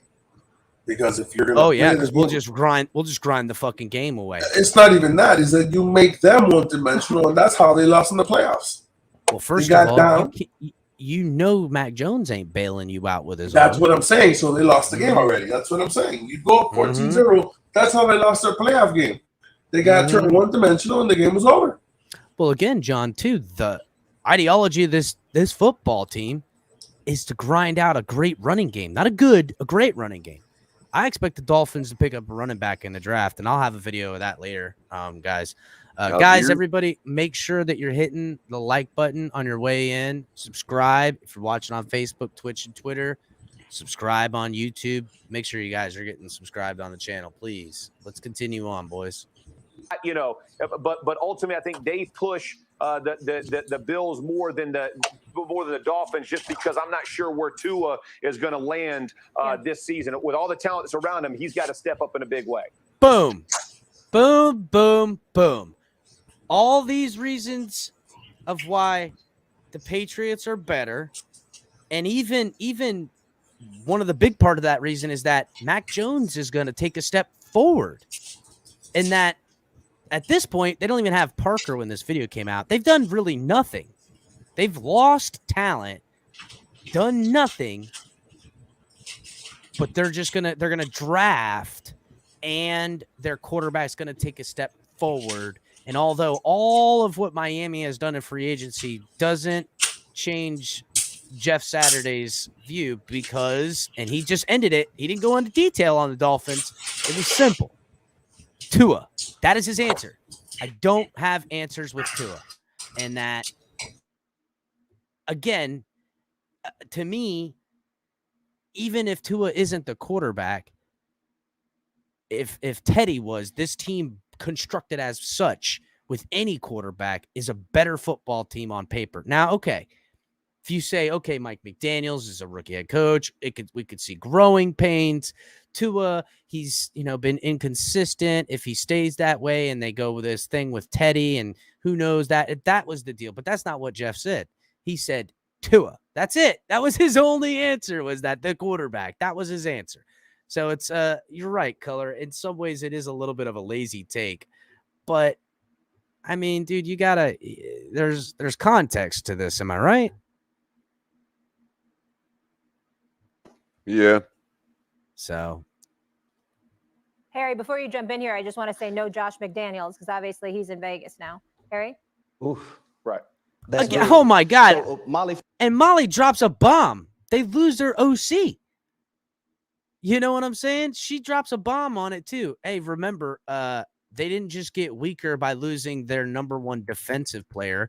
And right now, Kyle Van Noy is not on the team, which I know I ain't worried about Kyle Van Noy anyhow, even though he did sack Tua last year. But either way, they lost McDaniels. So they don't go through growing pains. For me, and Jeff, I'm going to go with the Miami Dolphins. And it definitely helps when you trade for a guy like Tyreek Hill, who's one of the scariest people at the wide receiver position for any secondary, any defense to even defend. And I like what Mike McDaniel has done with this team since coming over. He's kind of building this thing the same way the San Francisco 49ers are built. And now I'm not going to say these players are exactly like the San Francisco 49er players, but they're similar. You look at Teron Armstead. You look at Trent Williams. You look at George Kittle. You look at Gesicki at the tight end position. Tyreek Hill. I don't agree with that comparison. Sorry, bro. Gesicki and Kittle are not compared. Maybe if you took Gesicki and Durham Smythe and squished them together, then we'd have a Kittle. But we'll continue. Debo Samuel, Brandon Ayuk, Jalen Waddle. Actually, Jalen Waddle was even better. You look at the running back position. In San Francisco, they like to use their running backs by committee. They have 3 right now, and Chase Edmonds, Mostert, and then Myles Gaskin. I like it. Then you look offensive line-wise. You brought in Connor Williams as well. You still have Austin Jackson that you drafted. I like where this team is, Miami Dolphins-wise, because last year I didn't think their problem was defensively. I thought their problem was offensively. And now you added those playmakers. So, real quick, side note, everybody. I'm getting word from my sources that the Dolphins, from the coaching staff, view Austin Jackson as potentially the right tackle coming up. So you're going to see him take snaps and battle it out. They want to see if he can be a right tackle. They think he can. Yeah.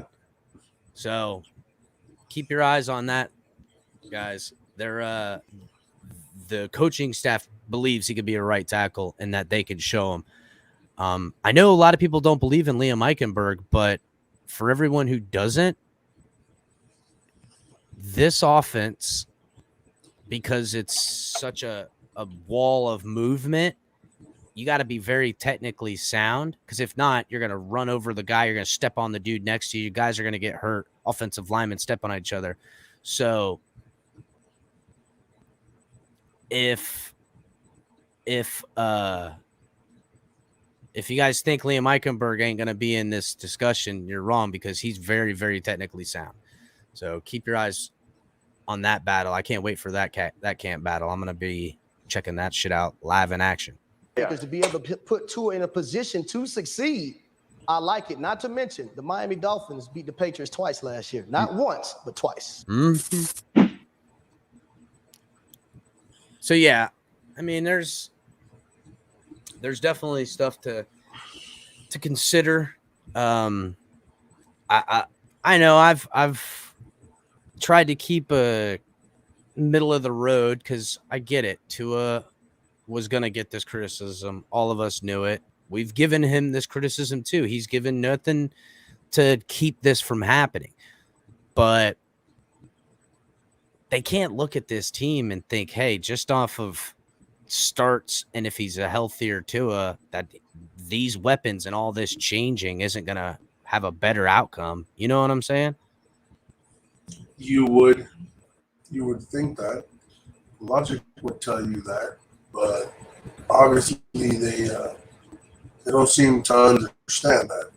You know, they don't realize that Tua was on pace for almost 4,000 yards and 24-25 touchdown passes with what we had last year, which was, if you're going to compare last year to this year, as far as offensive line and weapons go, you're going C+ to A- or A+. So, I mean, if you give the guy shit and he finds a way to make chicken salad, then what happens when you actually give him groceries and give him a recipe to follow? So, I mean, I don't know. You definitely ain't wrong with that. There was definitely no ideology and scheme. There was plans. They had like a planned out booklet, and they would put that into action and get the score. But as soon as we got it ahead in the score, we took our foot off the gas. We played conservative, and it always put us in bad positions. I think if they just go full throttle, especially on the run game, man, you start. I can't stress it enough, everybody. You get the big boys running and them getting push off, and they're doing some damage in the run game. Everything clicks all the more. And with talent like we've got on this team now, bro, it's just gonna be able to. It's gonna be hard to defend, man. It's gonna be real hard to defend. So I don't like the disrespect that. I don't mind when Dolphins fans disrespect Dolphins players. I don't like the fact that they're picking the Patriots over the Dolphins in anything, as I watch the Patriots get weaker and the Dolphins get stronger in every facet. And the Patriots got weaker in every facet. They lost a coach. You know what I'm saying? Their offensive coach. They've got a rookie quarterback that I don't want to say he was terrible, but I'm definitely not going to call him amazing like freaking Dan Orlovsky did. I mean, it's just ridiculous, bro. So, and on top of that, you lost your quarterback. Yes, they lost their number one defensive player. Yeah, Their number one defensive player. So you lost an offensive coordinator, you lost a defensive ace, but you still got better. Why? Because you added Devontae Parker. So NYC Fins asks about any updates on Treader, and the only update I have on Treader is that it still sits where it sits. There's a contract, there's a number, and it's kind of similar to what he's finding for the numbers in the years. I don't think there's an agreement. I think he'll wait until after the draft. And that might benefit us.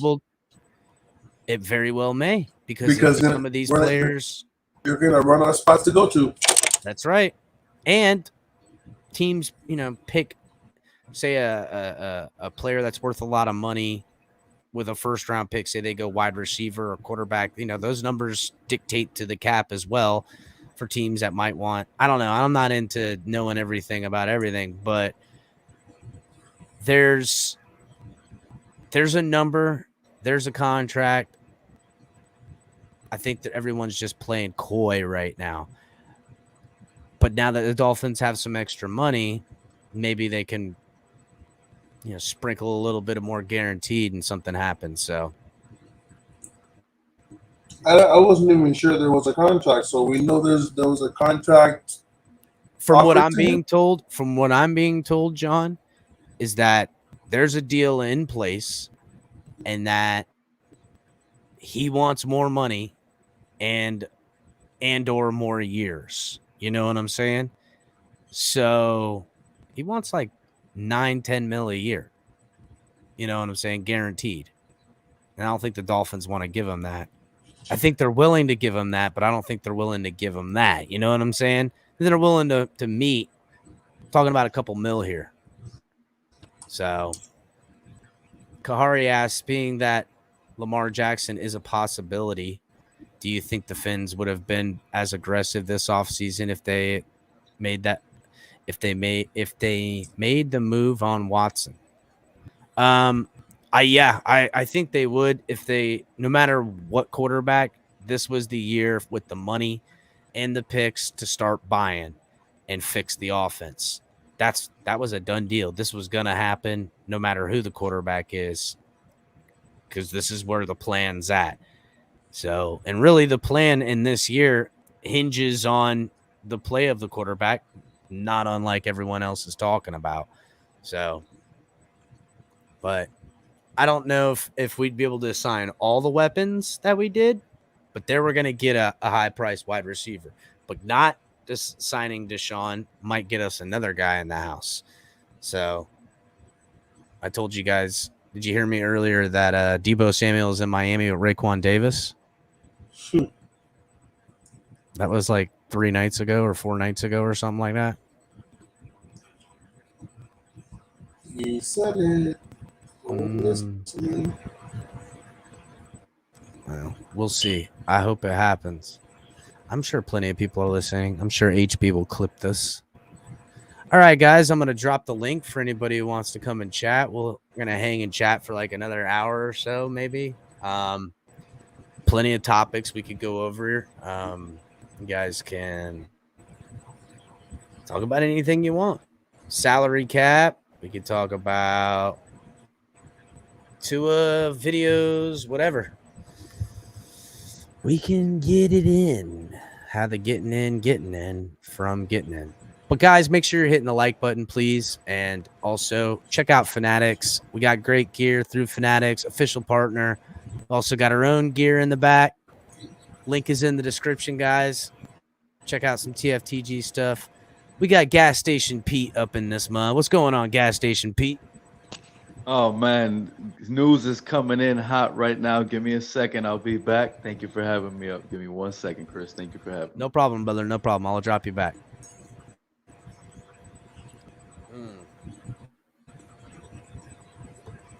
We got Tony Pepperoni sliding up here. What's up, Tony? Yo. What's going on, brother? Not much, buddy, but just want to talk with you about the Bills. What Okay. makes you think? Okay, I'm a Dolphins fan through and through, but you got to be objective. Oh, Okay, and independent when you look at the talent. What makes you think that this team can knock off Josh Allen? Josh Allen? Well, he's arguably the best quarterback in the league. And right now we need an inside linebacker, we need another defensive tackle, and we need a center that can help keep Allen off the field.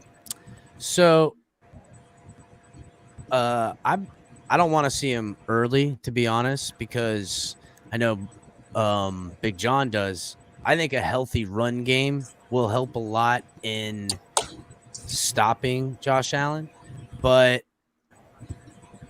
that's where I hope it is. And then with having talent like Tyreek Hill and Jalen Waddle on there at the same time, we can answer in a quick strike to try to get a touchdown, and hopefully Tua can start delivering on those types of plays. I do see what you're saying as far as the defense goes, but one thing, how many times have we seen this when we face the Bills? Okay, Josh Allen's back there, no one's open, we got a good secondary.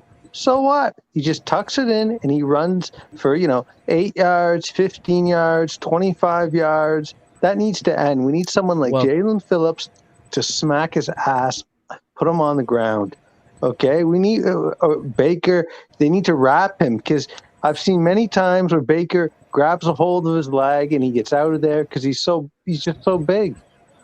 Well, I think you don't underestimate the type of growth that Jalen Phillips may have this coming up here. No, I haven't. So Wilkinson in the front four. It's called it having a decent front four. And Christian But he'll get Wilkins the job is done. in probably the most important career of his life, or year of his life, because he's on a contract year. So these guys are going to give him their all, that's for sure. So what's up, Drew 305? What's up, bro? What's up, bro? Oh man, getting it how you live. Hey man, look, I understand what you're saying right there, bro. But this year, my word for the 22 Dolphins this year is our defense, more so of our offense, because Boyer is calling the plays this year. I heard that rumor last year that Flores ended up calling the plays when we was on that winning streak. So now that Boyer's calling the plays again, I'm not sure if he can keep that consistency. I don't know if he has a... Listen, man, I can't disagree with that, because Boyer... look, this is a make or break year in Boyer's career in a lot of ways. If he keeps the defense intact, Dolphins have done a great job of keeping all the talent there for him. Mm-hmm. They'll probably draft somebody on the defense. I'm hoping it's a linebacker with one of those. We need a linebacker badly. Mm-hmm. But, after the draft, there might be some cuts coming. There might be players on the market. Right. The 53-man roster cuts. There's always a couple of surprises. Chris Greer's got something up his sleeve. I can't imagine him thinking that he can't do something on defense after doing all this on offense. Right. So, but to me, that middle linebacker is a glaring hole. It is in a lot of ways, bro. It really is. It is, because Roberts is a good player, but he's not a 3-down linebacker. No, he gets too injured, and when he picks wrong, it's a bad play. When he fits the wrong hole, it's usually a chunk running play when that happens. It's never good when that happens. But he's I don't a good know. depth piece and the special teams player, and then he could come in on goal line on a short run, like when we know there's a run play, you can come in. But when it's like we need a 3-down linebacker. We need somebody that we could always depend on. We ain't have that since Zach Thomas.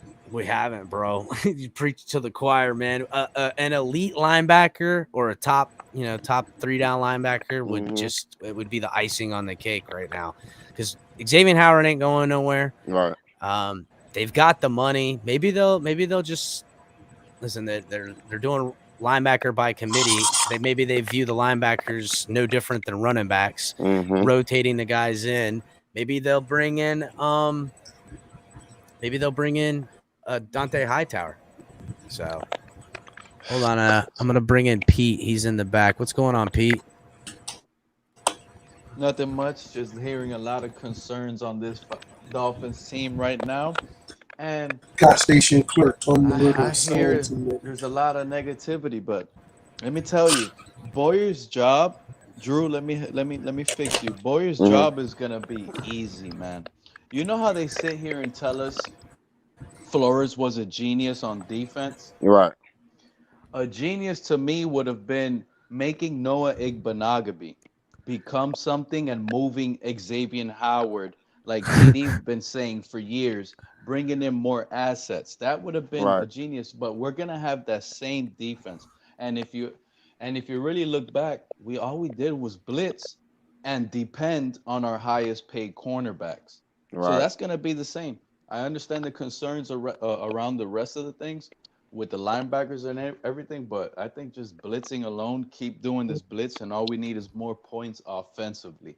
But Right. here's I the could. key. Mm-hmm. I have a article and a video you should play, Chris. It's called Ex-Chiefs quarterback Alex Smith talking about the Tyreek Hill trade to the Dolphins. And this is making the Tua doubters like myself, Chris, this is breaking news. This is making Tua doubters like myself believe right now with this offense and Tyreek Hill. It's really big. Hey, What's the video? can I say something real quick? Yeah, Why go do ahead. people doubt Tua so much? Like I believe in him 100%. Like I know Tua is he's going to be a great player. I feel like this year he's going to be a top 5 quarterback. That's just my opinion. I know a lot of people don't think like that. But Tua didn't have nothing these last 2 years. That team was never built for Tua. I understood that Flores didn't want him from the jump because first of all, if you see Tua at Alabama, all his receivers made separation. We didn't have no receiver to make separation on the Dolphins. The only person that made separation last year was Jalen Waddle. You see why he thrived with 1,000 yards. You see, our next best receiver was Matt Collins. Like, is that a legit? Like, come on, that's not legit weapons. All you have is Jalen Waddle, and your second best receiver is Matt Collins. And think about what the coaching staff did to us last year. Knowing you don't have the deepest arm quarterback, you have him practicing in a monsoon of rain, throwing deep, forcing him to throw deep passes instead of getting his timing and rhythm down pack, right? Not only do you have that going on, you have the coaching staff forcing him all year to force him and throw deep and getting mad at him on 3rd and 4th and 1 and putting Jacoby Brissett in. Do we really want to go deep right now? But man, I hope you find that video, Chris. I think what's the video called? Ex-Chiefs quarterback Alex Smith. Just type that and you should see it, or put Tyreek Hill behind it as well. Super good, man. This guy, man. All I'm gonna say is there is no What am I thing looking up? as a Alex Tyreek Smith Hill. what? Alex on the Smith, Tyreek Hill. Yeah. I seen that. Oh, on the Rich Eisen show. Is it Alex? Was that? I don't know. I just saw the clip of it that it was that. Was he talking about? Okay, okay, I got it right here. Yeah. Mm-hmm. All right, I'll pull it up, guys. Hold on. Everybody put their mics on mute real quick. Let me pull this up. All right. Boom. All right. Andy Reid is going to fix what happened last year offensively without Tyreek Hill now. How do you think that's going to work out in your former? This has been a big topic button too, where people are thinking that the loss of Tyreek Hill could be more hurting than, the Dolphins are going to gain less than how much it hurts the Chiefs by losing them. You know what I'm saying? That seems to be what a lot of people are wondering. Where is it more value lost or won? Replace a business, Alex. Yeah, flat out, like you're not going to replace him. There's literally only one Tyreek Hill in the whole NFL. I mean, he is that kind of difference maker. I was fortunate enough to play my last 2 years there in Kansas City with him, and he honestly, when he's on the field, it just. Oh, that's right. Alex Smith did play with Tyreek Hill in his rookie and second year. I forgot about that. Yes, sir. I forgot about that. Man, this is gonna turn heads right now. Everybody, so many other players around him because everybody's so fearful, and there's a lot of fast guys in the league that are very, in the end, they're kind of one-dimensional.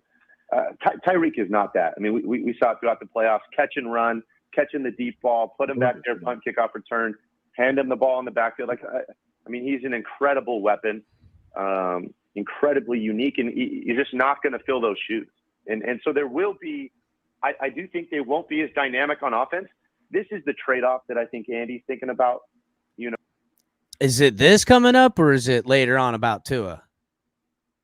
No, he don't really necessarily talk about Tua, but if you think about what he's saying about Tyreek Hill and how much he opens up this offense, you got to look at it as if Tua is Alex Smith.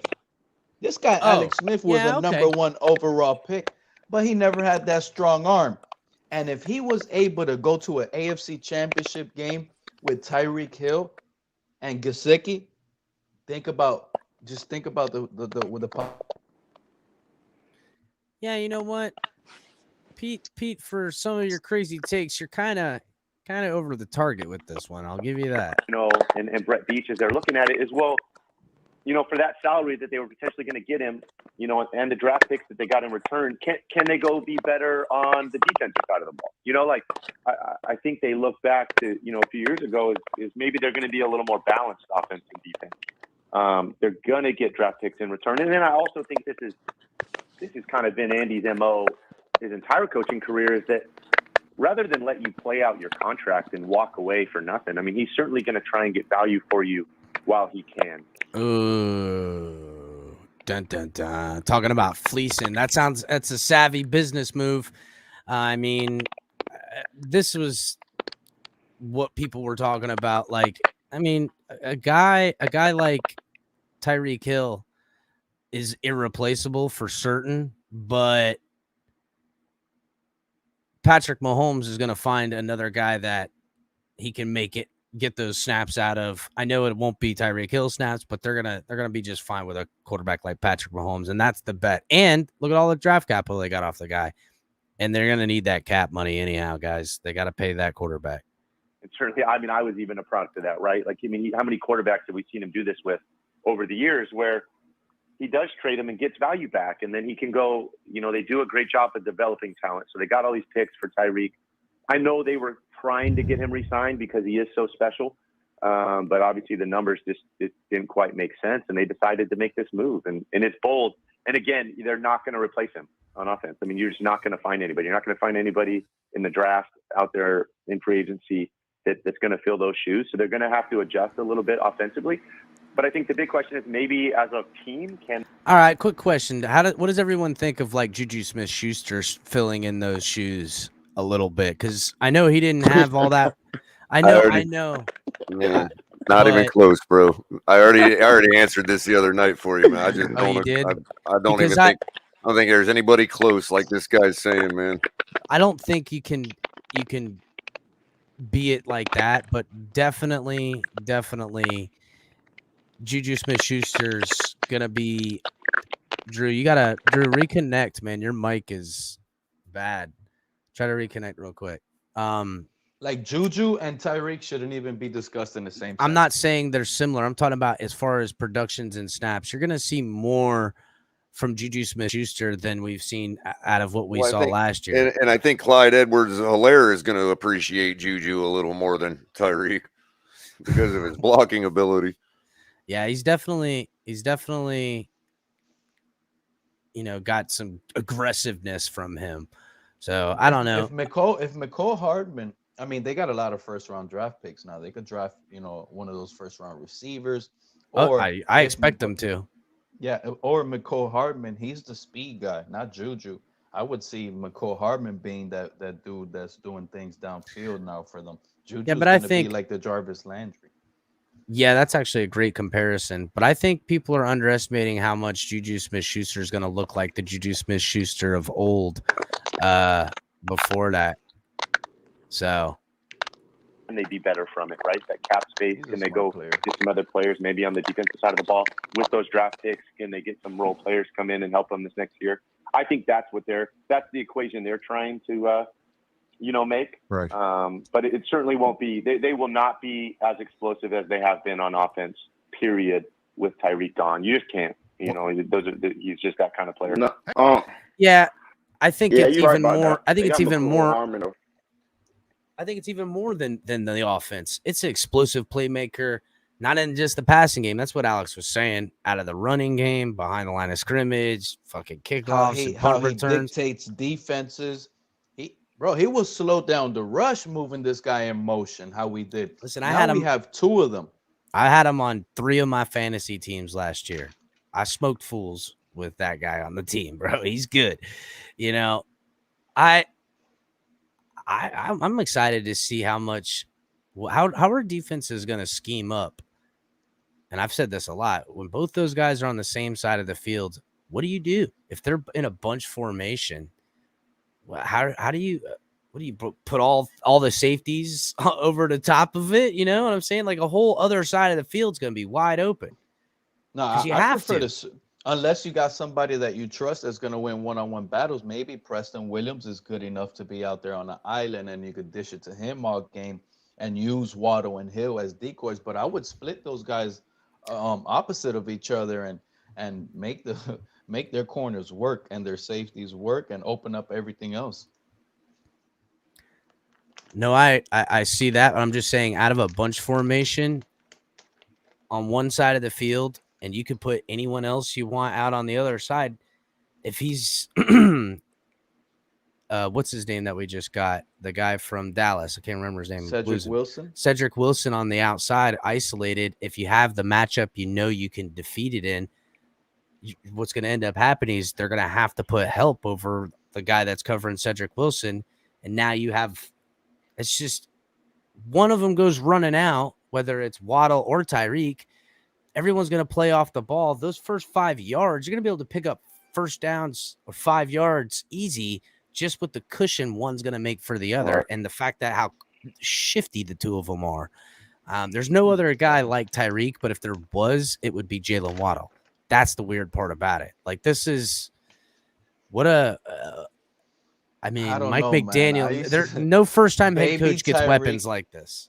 The guy I named, Baby Tyreek, people will probably even already write it in the comment, is Jakeem Grant.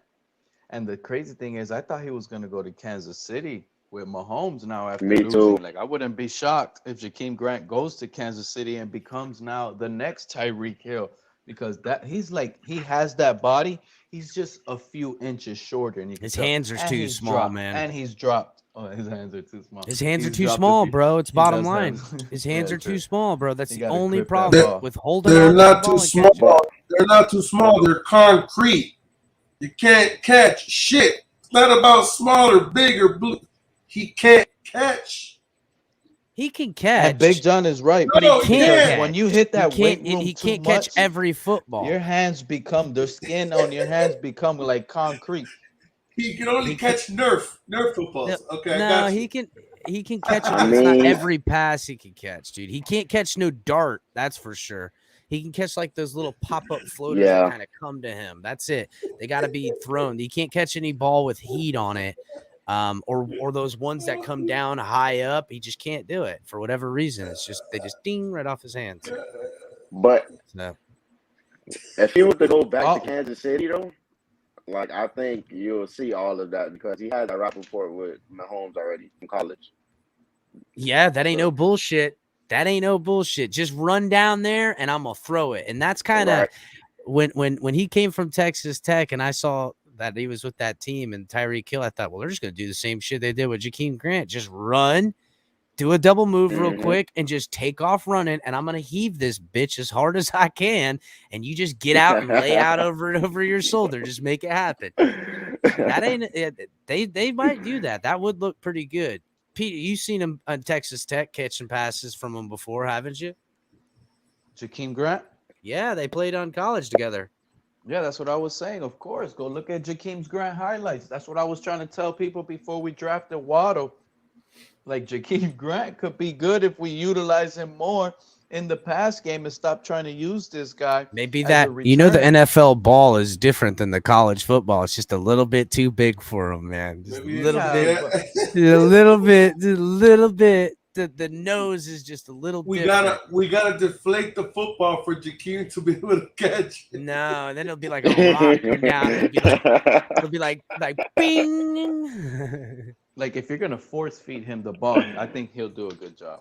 You just gotta fucking get Jakeem and tell him to go to the replacements and get that glue. That's what he needs. Jakeem Grant, he's a little threat, man. You guys are underestimating Jakeem. I'm not underestimating I agree with you guys on his hands. You know what? I'm glad the Dolphins ain't paying him $6 or $7 million a year right now. That's what I do know. Right, right. I was happy when he got traded. I'm not even gonna lie to you. It was time, just like with Tannehill. It was time. You know. Yeah, I wish he never was somewhere else, but not over here. Yep. So here's another thing that gives me faith for this season. I've been consistent with this and telling people the only way I really see Tua working out is if we use him like Jeff Garcia and how Jake Plummer was used, right? In that one side of the field, you got to cut it in half, make it simple for him, use, Tyreek and Waddle on the same side, like you said, in a bunch formation and let them work off each other, right? Mm-hmm. And if we do that offense, we could be effective with Tua, and I don't see how it would not work. It's like the short game is going to most likely always be there. He eats that up. The deep game, they have to respect it whether he's throwing it or not. Like it's almost impossible. This offense is going to be. It's going to work. I don't see it not working. And this is the thing that Mike Tannenbaum just finished saying on one of his latest takes when he came out and said that he would see this offense working effective if it's worked off of, cutting the field to one half and letting Tua work. So everything I've been trying to tell people with Tua, now we're being said by like general managers and stuff like this. So I'm starting to believe. Mike Tannenbaum. If those guys are starting to believe, I have to start believing.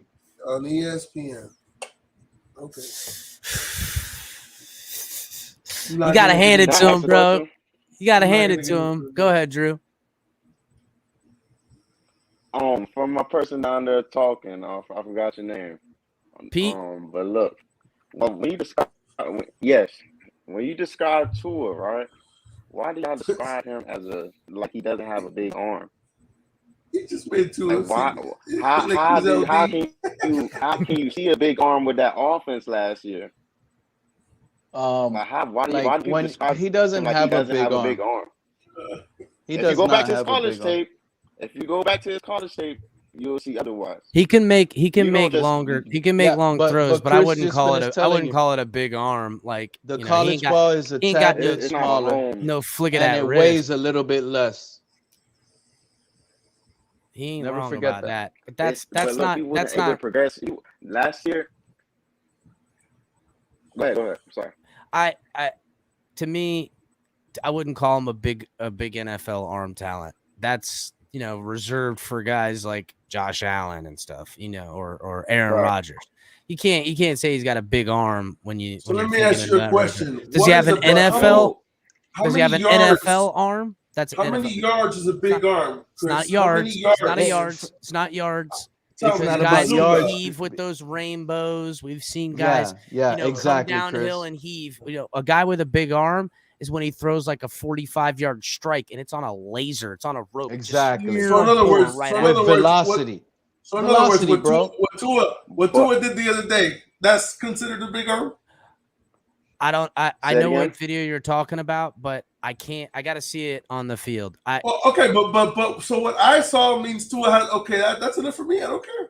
It's not a big arm. Is he putting zip on the ball? Yes. But here's is he the looking thing, stronger? Chris. I agree. Pete, you didn't but see here's it. a big arm. But here's John. Here's a big arm. He's not running. He's not mobile. He sits and thunk and drops that bitch, and it just steps into it like a regular quarterback throw. No extra foot. No stepping in and heaving. Nothing like that. Just a straight thunk right there. Nah, I seen Tua do that. You have to see it to believe it, right? Tua do that plenty of times with the clean pocket. I'm not saying I ain't seen him throw a good strike. Plenty of times with clean pocket. But here's the thing. But now this the offense, only game I seen when he forced it was the Jets. Yeah, he did force a few. But here's the thing: with this offense we're gonna run, it is not gonna be needed to force Tua to throw deep. His arm is good with this style offense that we're going to run, which is a short to intermediate offense. That's fine. I mean, when you really think about it, the greatest receiver everybody talks about in the history of NFL, Jerry Rice, he beat everybody doing 3 to 7 step slants.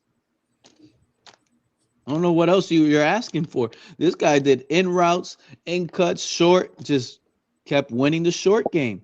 Well, Pete, you know that nonstop. This is they got Tyreek in here and they're licking their chops at the coaching staff because this is all, fluidity. It's when they get in this zone blocking and when this run game gets clicking, you're gonna see everyone's running. That's why you're watching Tua do a lot of these workouts. And I said this earlier, where he's doing a lot of foot movement because he's gonna be running a hell of a lot with the ball to throw because it's all about misdirection. There'll be bootlegs, rollouts, all kinds of nonsense where, the field might be cut in half, but by just way of design, you're going to have, say, 4 guys on one side of the field to defend you and maybe 2 wide receivers or something like that. But when one of them is Jalen Waddle or Tyreek Hill, with the open football in space, I don't give a damn. That's a good play, and you take your chances with those. You get at least 3 yards. You take your chances with those yards too, because guess what? Not 3 yards, Pete. No, you get those are like 8. Those are like 8 and 12 yards. You could get, but I said at least a minimum of 3. I'm talking about 8 and 12 yard strikes, where it hits in the middle of the second level, and that's what it is. You catch these guys in zone, and it's a run play that's no longer a run. You're passing on it, and everyone's played run, and now you've isolated, say, a corner, 2 safeties, and a linebacker on Tua, linebackers up on Tua, and you've got Jalen Waddle and Tyreek Hill over there for whatever reason. And all you got to do is put it in those zone spots where they can get the ball in space, and now it's just you let those guys do work, and you play that numbers game where one out of those few times when you make that completion, that guy breaks the tackle and houses the son of a bitch, because that's the talent you've put on the field now. You'll see, you can look at San Francisco and how they operate, and you see Jimmy Garoppolo with his weird, goofy ass roll out and then throw on the run into the spot of the zone. And you'll see different wide receivers come in to make that catch because they'll rotate the roll. But it's always about putting them in zone. Everyone's got to turn their hips and come back to the field. And on playmakers with this kind of speed and ability, just good luck, bro. It's just gonna be hard. Right. It's gonna be fun to watch, because also I think a thing everyone's forgetting is how good these running backs are at catching the football, and how so many times teams are going to have to key up on Tyreek Hill, Jalen Waddle.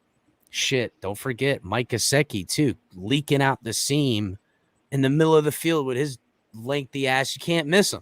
You know what I'm saying? I think that's who's going to be our deep threat. He's going to be the guy that gets our 20-yard catches. I think you're right, Pete. I think you'll see, all this action happening inside 10, 15 yards, and then here goes Mike Gesicki, just leaked right up the gut of the field with his arm up, just throw it up to him. Now, he's not – it's a shame he ain't fast enough to run away from people. I don't know what he does when he gets the football. He gets like this, and he doesn't run as fast as he was running when he had the route. I guess I don't know. He should take that giant-ass hand and just curl that bitch and run. His acceleration's bad, but he running stride. Like, if you give him like 100 yards and he get his stride going, then he'll be moving. I see every time everybody catches up to his ass, and he goes right down. So, but his start and finish is horrible. Like, it's slow. Yeah. That middle, you're right. It's that middle ground he makes it up. So it's because when he steps in a different direction, he's 2 yards away from the guy. If the guy made the wrong move, they're in trouble. But yeah, I think that's going to be an underrated thing. It's just Tua's got, and I've said this before, literally a treasure trove of weapons to throw the ball to or pitch the ball to or shovel pass it to, or there's reverses. Mike McDaniel's got to That be little- just like a kid in a candy store with all this right now. You know how many times we're going to see that little reverse pop forward pass that gets called a completion for the quarterback?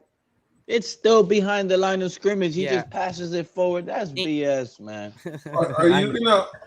Are we gonna continue that, considering the fact that Patrick Mahomes led the league in passes behind the line of scrimmage? Pete? Yeah, but you know what? I'm glad you just No, said that, don't- Big yeah, John. but- Because Go ahead, you Pete. will make Go my ahead, Pete. positive takes go negative so bad on this team quick. Big John, is Big John there? He's there. I'm right here, bro. When we're talking Mahomes and Tua, please don't compare it. Do not do it. Because Mahomes, listen, when Mahomes is dumping it down 100 times, it's okay for him to do it. It really is, because he has two deep safeties back there worried about Tyreek Hill, McCole Hardman, and those safeties that are back there are actually scared that Mahomes is going to launch it downfield, bro. So he's going to do it and check it down. That's okay. Pete, I said this before too. Tua's got to throw that long ball. Even if it's incomplete, it doesn't matter. He's got to threaten. He's got to threaten a couple times in the game with, Mike Gesicki. 4 possible outcomes, man, and only one of them hurts you. He can't make a safety cheat up in the box and feel comfortable about it. Not with these weapons anymore. That's right. You can't do that. You can't do that. Allow these guys to start cheating in the box, and if they do, make them pay. But and I want to see a safety cheat up. This is what I want to see out of Tua. I want to see a safety, a savvy one, cheat up into the box into an audible out with enough time to catch him sleeping. You know what I'm saying? Right. Or have the play dialed up and catch him sleeping and hit it. If I start seeing him do that, boy, it's gonna feel good, because that's the type of stuff I know he can do. I'm just hoping that the reason it hasn't happened isn't so much of a psychological thing, because that's what I think I've seen on the field. Comes back It to was coaching. psychological. That goes back to coaching. Because look, that's right, but you gotta have your own. Everyone's responsible for themselves. Right. You know what I'm saying? And if he was getting forced out by the coach, he should have said, well, fuck that. I'm going to be forced out doing the best I can do for me. To hell with him. You're right about that. You're right about that. I know that's not his temperament, but that's something apart about growing up too. So he should do a little bit. He should do a little bit of a better job to do that as well. So hopefully now with the support he has, we don't have to worry about that. I don't think that's going to be the case either. I think sometimes it was a little psychological from obviously what's going on in the office, but maybe even some injury psychological too. Plus there was head games being played. That's a lot to carry. So none of that should be the case. My take is on that now though, but it's like, I feel like Flores was a strict coach, somebody that's hard to talk to. Not for all players. I played football like my whole life too. So he's a defensive coach. Some of the defense guys, they like aggressive guys like that. That's what we like. We talk the most. They like to scream. Yeah, they like that. We like that. We like people to get on us. But offensive guys, you gotta be more. I loved it, bro. I loved it. Make me mad. Go take somebody's head off. We want to take the confidence out of somebody, but when you're on the offensive side, you gotta be more. It's like you can't really do all of that screaming and stuff on the offensive player. You can't, because now you're knocking out his confidence. Well, I guess because there's so much you got to think about.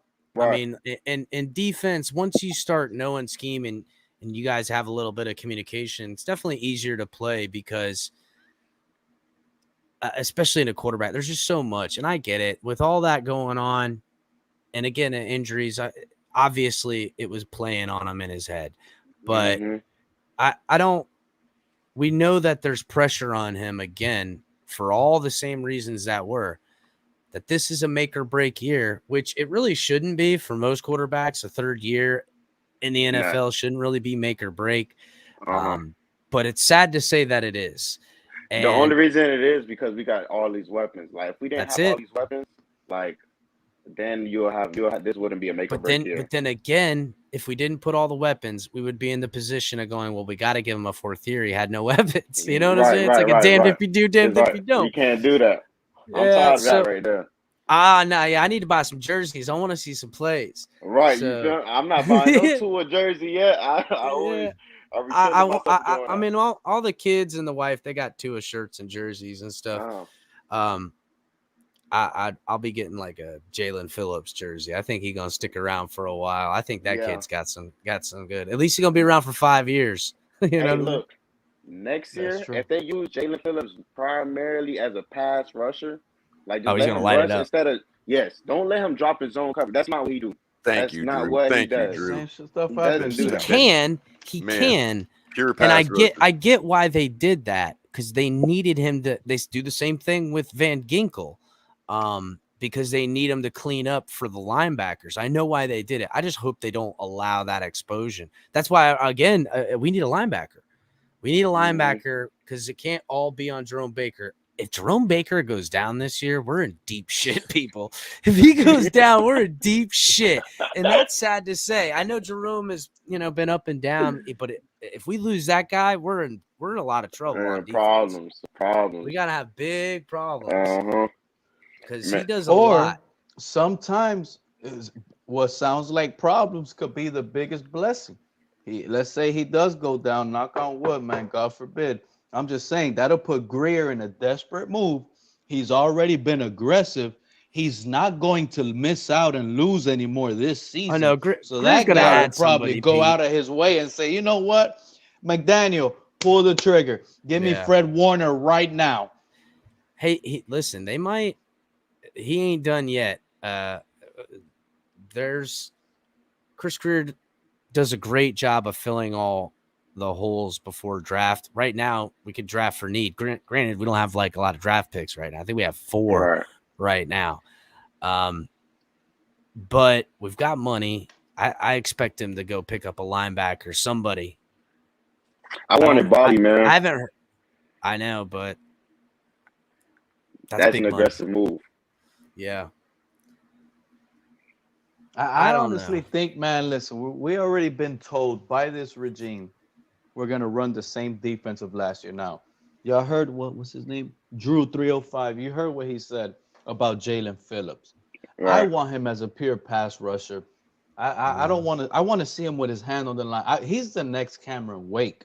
Okay, we need a 4-3 defense, and a lot of people don't realize this is. I think somebody was hurt early. One of these cornerbacks. I think it was Byron Jones. He got hurt early on in the year, and everybody's saying because of one of the cornerbacks getting hurt, our defense had to play zone. Now, I would agree with that to a certain extent, but you have to add the fact that Raekwon Davis went down as well. Yeah. Week 1.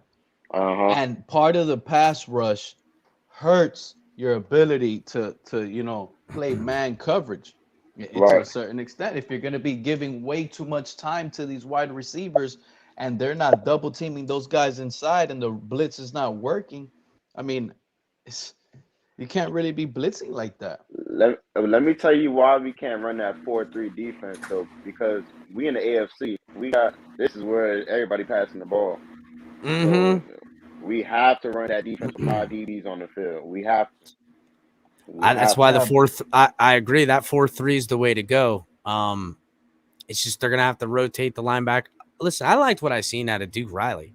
I think more play on the field from him will be good. And it's a big year for Andrew Van Ginkel as well, guys. This is the year he's got to prove that he's worth money. So maybe we see a step up. I thought we were going to see that step up from Andrew Van Ginkel last year. Me too. But he put on all that weight for pass rushing and playing more with his hand in the dirt, when I think they should have left him light in that role that they were trying to replace Andrew Van Ginkel with Jalen Phillips with. They should have switched. They should have kept Andrew Van Ginkel. And now I get why Andrew probably was like, hell yeah, I'll rush the passer. Shit, they get make good money. You know what I'm saying? He's like, hell yeah, I'm gonna take that pass rusher money. You know, linebackers don't make no near money to pass rush. Right. So, but maybe if he keeps that weight on, maybe he finds his footing and can be speedy again, and maybe it'll be a big year for Andrew Van Ginkel. So there is, you know, ability for some of these guys, but they need to figure something out as far as depth on defensive line. And if they can get somebody for the linebacker position, go get them. But there's not really inside linebackers available with any. I mean, Dante Hightower might be a good rotation guy. Like I said, that might be something to do. I know, man, but like, what else? There's really nobody left. There's really nothing left. There's really nothing left unless you're going to get like an outside linebacker. I'm going to the draft for my 3rd round pick. But even the outside linebackers that are available right now are older. They're a little long in the tooth. They're almost overweight. You want to put them as more as pass rushers. Right. You know what I'm saying? So I don't want to see Jerome Baker playing middle linebacker again because I think it's just he's not a middle linebacker. He's not a middle linebacker, bro. He's just not. Too small. He's too small. He's too small. And I don't need him, you know, getting locked up. A guard come up, and that's it. He can't He's out to play. He's out to play. A guard come up, take him right out to play, and that whole middle's open, and that you can't have that. At least Roberts does a good job of disengaging. Whether he goes to the wrong side or the right side, at least he ain't fucking pushed out of the damn way. Right. At least he ain't pushed out of the fucking way. Right about that. All right, guys. I'm going to do the rundown real quick. Everybody who's watching, Facebook, Twitch, Twitter, come over to YouTube, subscribe to the channel. Make sure that you guys are checking out all the great content we have here on the channel. Tonk TMI Tuesdays live at 9, Tonk 7 and color commentary. Right after that, you got open mic with Mike on the mic on Tuesdays. Catch him again on Saturdays with Drop the Mic. Thursday night, you got late night color commentary. Every other night of the week, you can catch the Fins tailgate. Fanatics in the description below. Go buy some Dolphins gear, you guys. Or go buy some Patriots gear. I seen there were some Patriots fans in the chat a little earlier thinking I'm talking shit about their quarterback. Right? They were probably switching through and seeing that there was Patriot talk and shit. It's whatever. I mean, look, you know, that you've won enough. Boston, all right? Yeah. Take your fucking shit and just sit quietly for a couple of decades, for Christ's sake. Jesus, bro. Do us all a favor. Do you guys know what receivers Tua is throwing to now in those beautiful practice videos we're watching? Well, I know a lot of them. It's he's been throwing a lot to what's his name? Lynn Bowden. The quarterback. Lynn Bowden, thank you. Quarterback from I think Lynn Bowden's a sleeper cell, bro. That guy is gonna light it up, bro. He's perfect for this offense. Perfect. He's so perfect. I like anybody in space that is dead to rights. He's caught the ball, corner, safety, linebacker, don't matter who it is. They've got him dead to rights. And he always shakes that first tackler. He always gets away from the first tackle. And it's like, it doesn't even make sense how he does. He just takes one little half step and he's able to shed it. I feel like that's Myles Gaskins too. Well, Miles can't shed D tackles, not the way he can. I don't know how he sheds D tackle. He can't. He D tackle touch him, he fall right to the fucking crap. He fall right to the fucking ground. It's like nope. So, but then again, as running backs know, it's when you hit the hole and you get grabbed from behind and pulled back from one of them 325-pound dudes.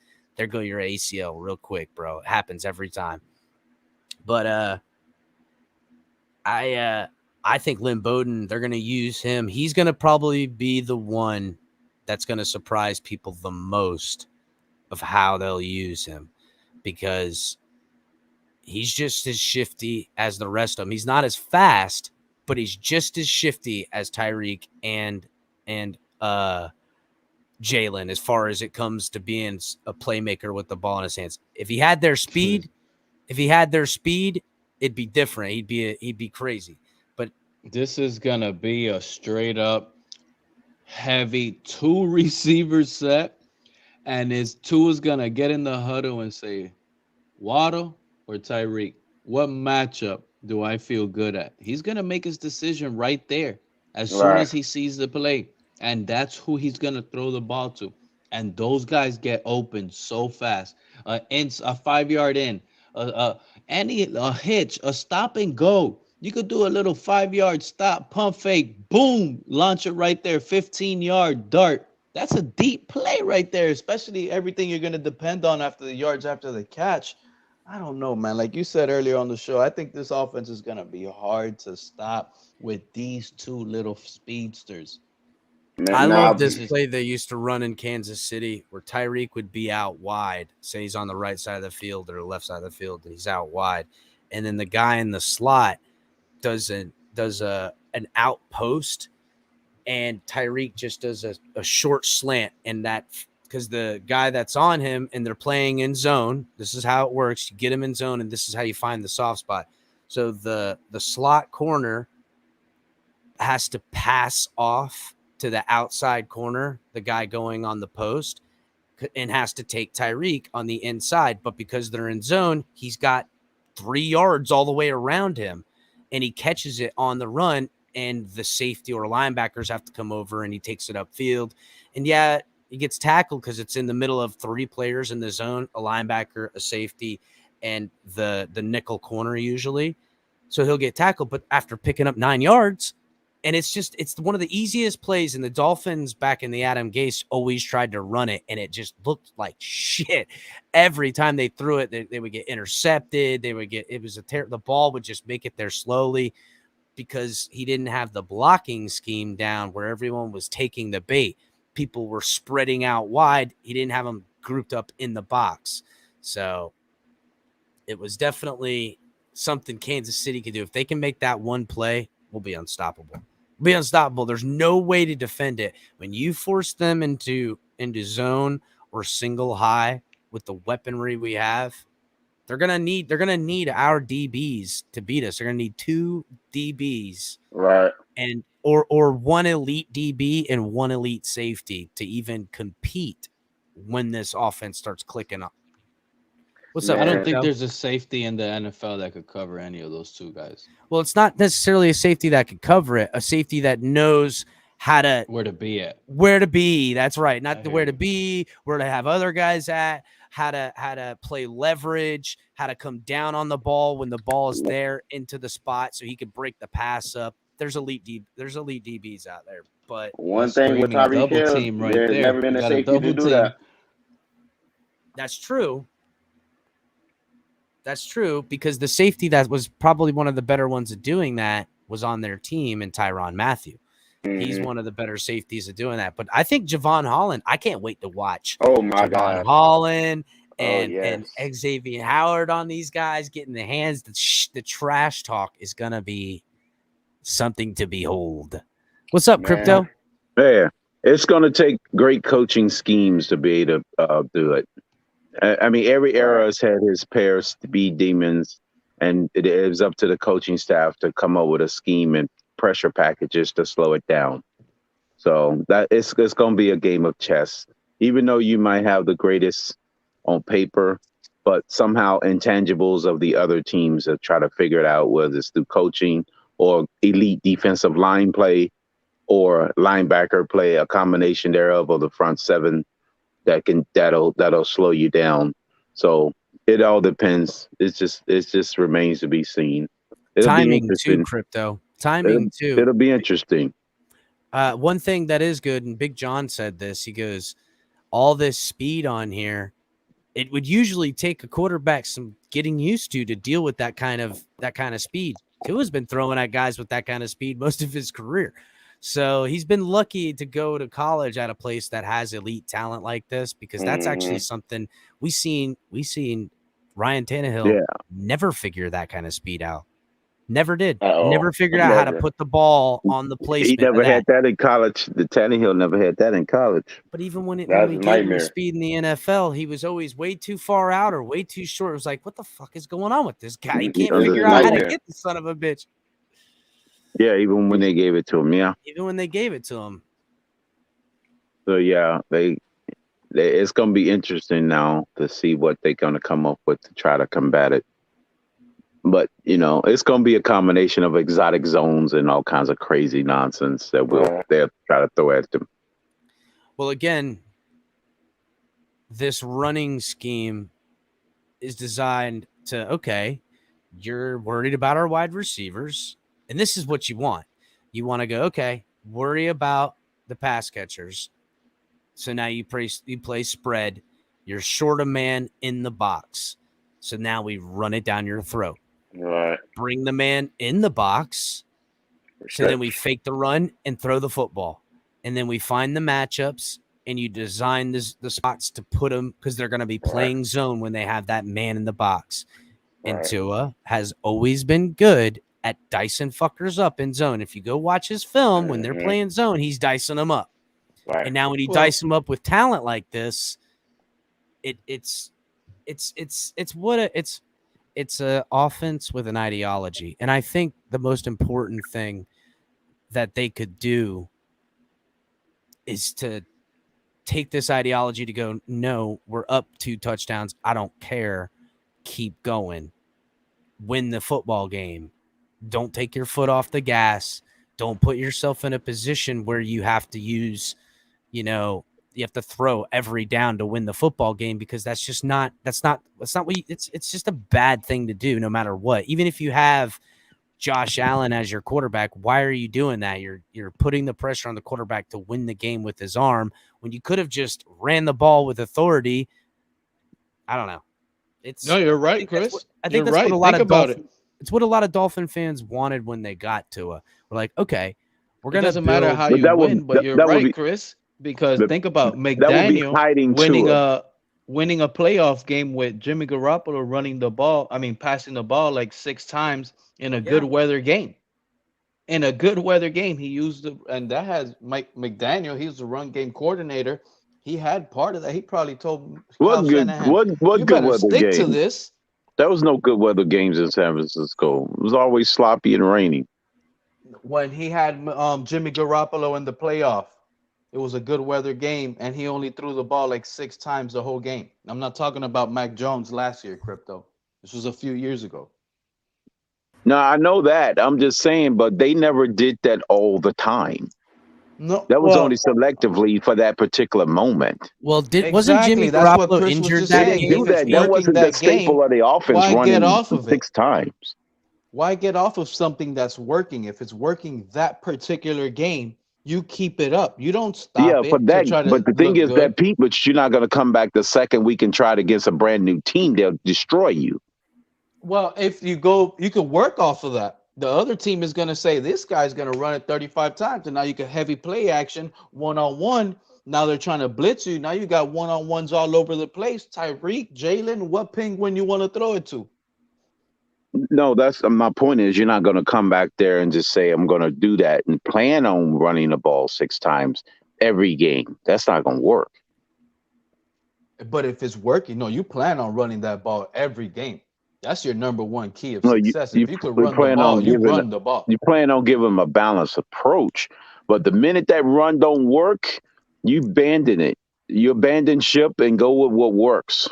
But there's only one way to find out if that run game is working. Well, Crypto, what if I told you that even the passes that they're doing is always to get them to take that man back out the box so they can run the football at him again? That's the ideology of the scheme, is that they want to run the ball down your throat. I would envision the short passing will be an extension of the run. It'll still be a pass. Well, yeah, there'll be those shovel passes. It'll be no different for what it will be no different for what the Raiders did when they used it with Rich Gannon. The short passing Gannon and Jerry Rice. You remember that, right? That's right. It doesn't matter. It's short pass. That's what I was saying. If you got elite pass catchers, you don't abandon that. You just use a shorter version of the pass game as an extension of your run. If your running backs ain't getting off the ground, they was covering people up with 5-yard routes. They're going to have with that offense. That's what I'm saying. If they're playing Tyreek Hill 7 yards back, throw him a little hitch. He's wide open. You think we'll see Lynn Bowden out of the running back position? Because I think, remember, that's what the Raiders drafted him, and they wanted might get him some to, sweeps.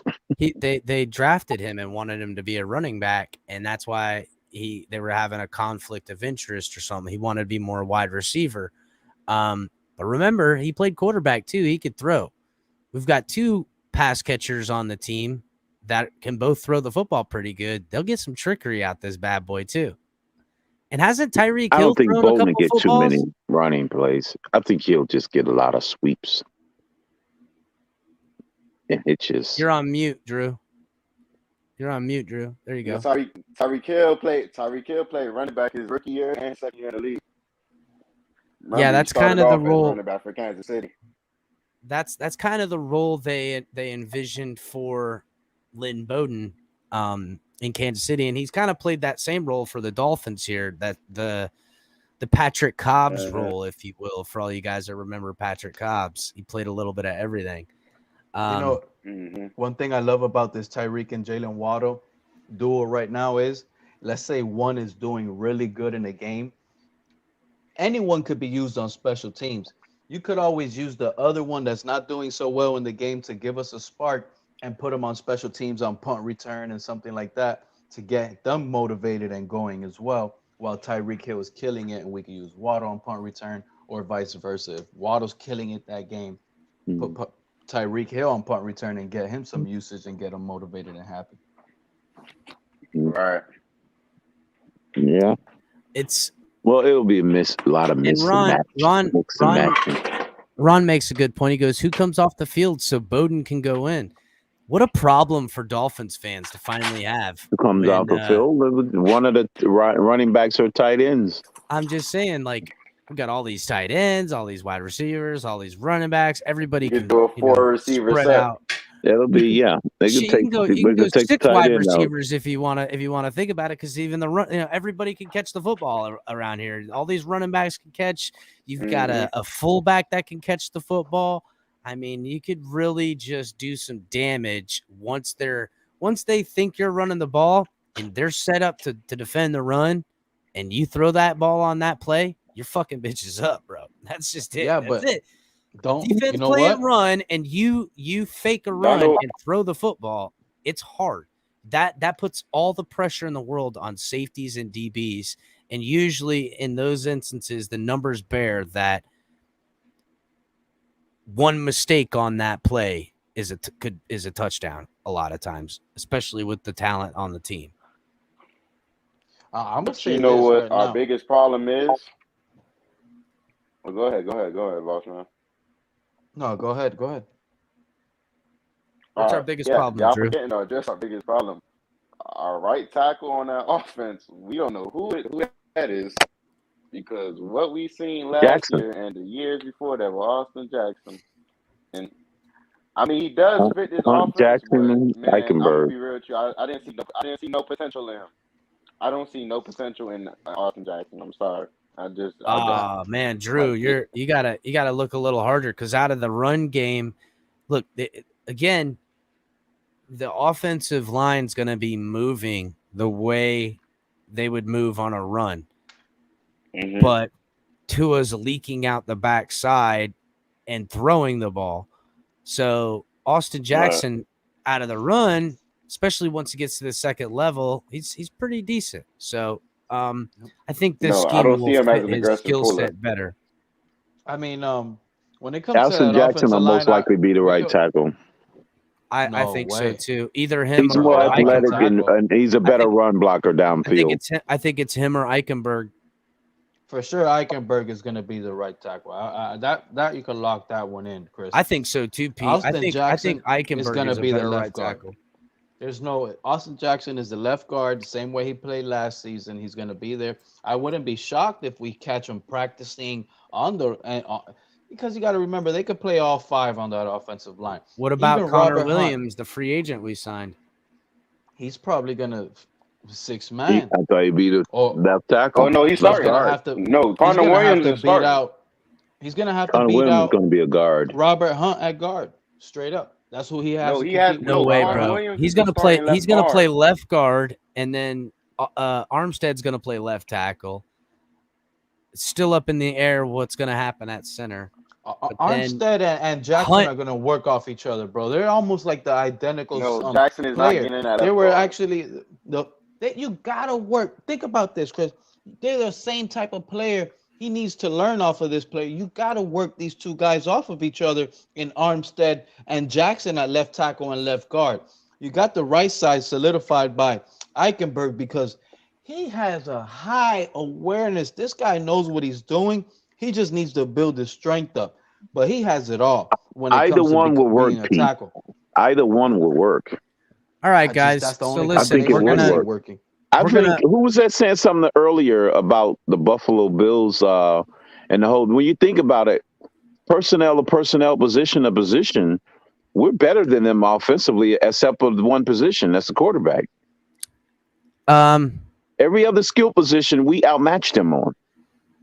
I mean, listen, they were right. They didn't need to go upgrade so much, man. They were already close, and they just got Von Miller. So who knows how much better. Then they got rid of what's his name, Beasley. Hughes. So they didn't really upgrade Beasley. that position or replace him. They did. They got who'd they get? I forget who they signed. They didn't replace it with a better player. Is what I'm Jamison saying. Crowder. That's gonna make a difference. Who? They got Okay, Jamison so it was Crowder. almost a wash. Jamison Crowder. Jamison Crowder. Listen, Jamison Our Crowder. I third best wanted cornerback locked him down. So like now what do they have outside of Stephon Diggs as far as our other guys matching up with them? You know what, Gabriel Marble?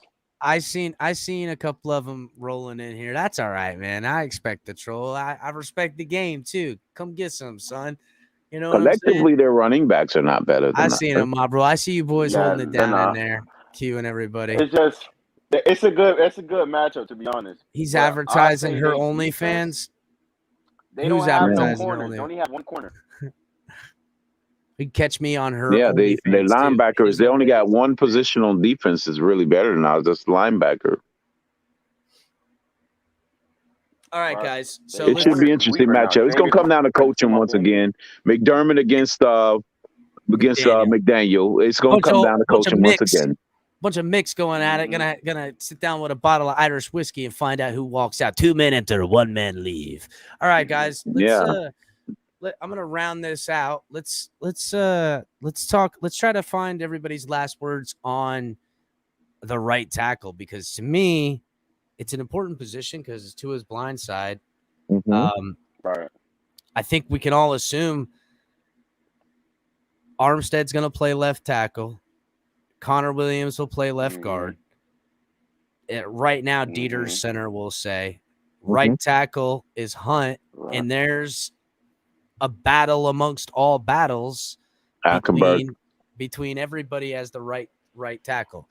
So, Crypto, you go first.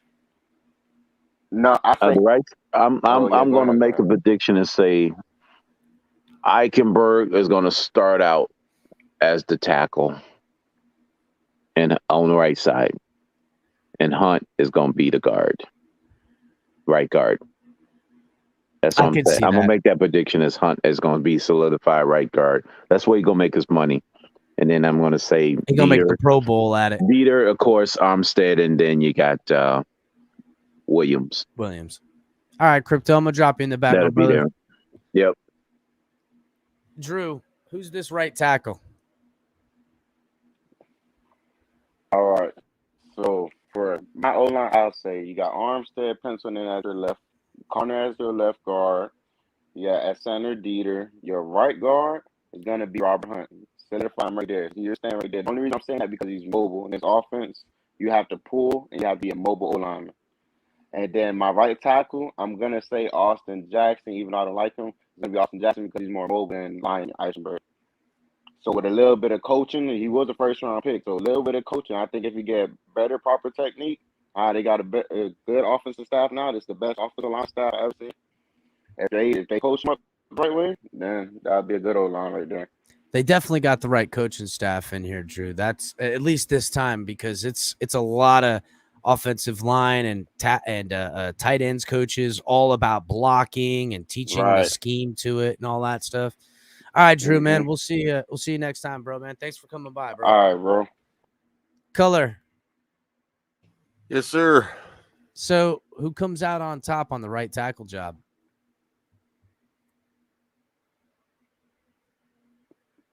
I'd probably just say Eichenberg. I mean, although Kinley, he's agile, quick, but Solomon Kinley has lost some weight. I've seen him. Back when he was playing right guard and Robert Hunt was playing right tackle, it looks better than it looked last year. That's for sure. Mm-hmm. And given what we're going to be doing, I mean, we need the agility. So I think in a lot of ways, it's going to be by committee. They're going to rotate these guys in there. Yep. Because at all costs, they got to protect that blind side. They do. Plus, with all the left side work that Austin Jackson's taken, not that I don't think he can't be a right tackle. I think it's going to be hard to beat out Eichenberg because he's so technically sound. Yeah. And he's got wheels on him. But what a problem to have when I also like Robert Jones. And he's got some freaking reach on that guy. You know what I'm saying? It speaks to the depth. We got to keep building the depth on the offensive line because it only takes one injury before we're right back to 32nd in the league. You're rotating in because there's going to be a sixth offensive lineman sometimes on here. If you're rotating these guys in, and it's guys like Eichenberg and Kinley, and and especially with the cross training from Eichenberg and Jackson, if these guys, do fill-in snaps and stuff, that's confusing to a defense. You come in and the guy who's been playing tackle ain't that same guy anymore. You're like, oh, that guy's injured. No, he's not. Yeah. He's just, you know what I'm saying? And then the guy that you were playing tackle against.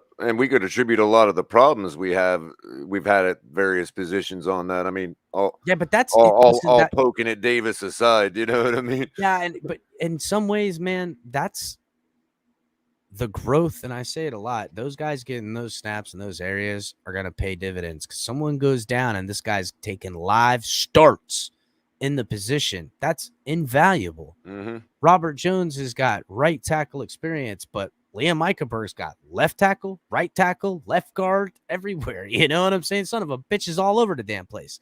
Right. That guy is valuable. That's the swing guy, I think. But again, we're having a battle. We're going to see these guys battle out for it. It's going to be nice to see. McDaniel seems to be creating a bunch of good problems in the locker room. Oh my you know God. what I mean? Well, Chris Greer's creating it for him. And the tandem, I'd say. I agree with Ron here. His worry is at center. But, hey, who's to say that Dieter ain't taking competition at center too? Maybe Eichenberg at center. And also, Ron, one more year of improvement, one more year at the helm.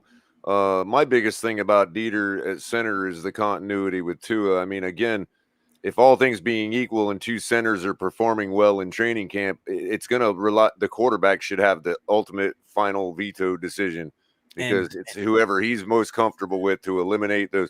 Oh, it's 3rd and 6, and we're moving the ball, and all of a sudden, boom, we got a bad center exchange. You know what I mean? Yeah. Or something stupid like that, man. So I'm all about the continuity at center, to be honest with you. Yeah, Dieter made sure to cozy up to Tua early on his rookie year when he was on injury, and Dieter wasn't starting at center all the rookie year with Tua. Dieter was taking the snaps with Tua. It's really like a pitcher-catcher combination in baseball, Something to be said about that, too. I agree with that, Color. One quick final thought too. I just to address Q's concern. I appreciate the thoughts, Q. I've just been a little low energy today. Didn't really have much to say too much, but I appreciate you asking about me. Yep. And guys, like Q says, hit the like, hit the subscribe button. I know we're getting spammed by I guess people are saying there's people spamming us, haters. Always trying to bring down the old TFTG. But all right, guys. Well, now that we got a nice little entourage of mods, man. We don't have, we can make YouTube happy. The guys take care of it, man. Thanks, guys. We'll see you guys tomorrow, man. Take it easy.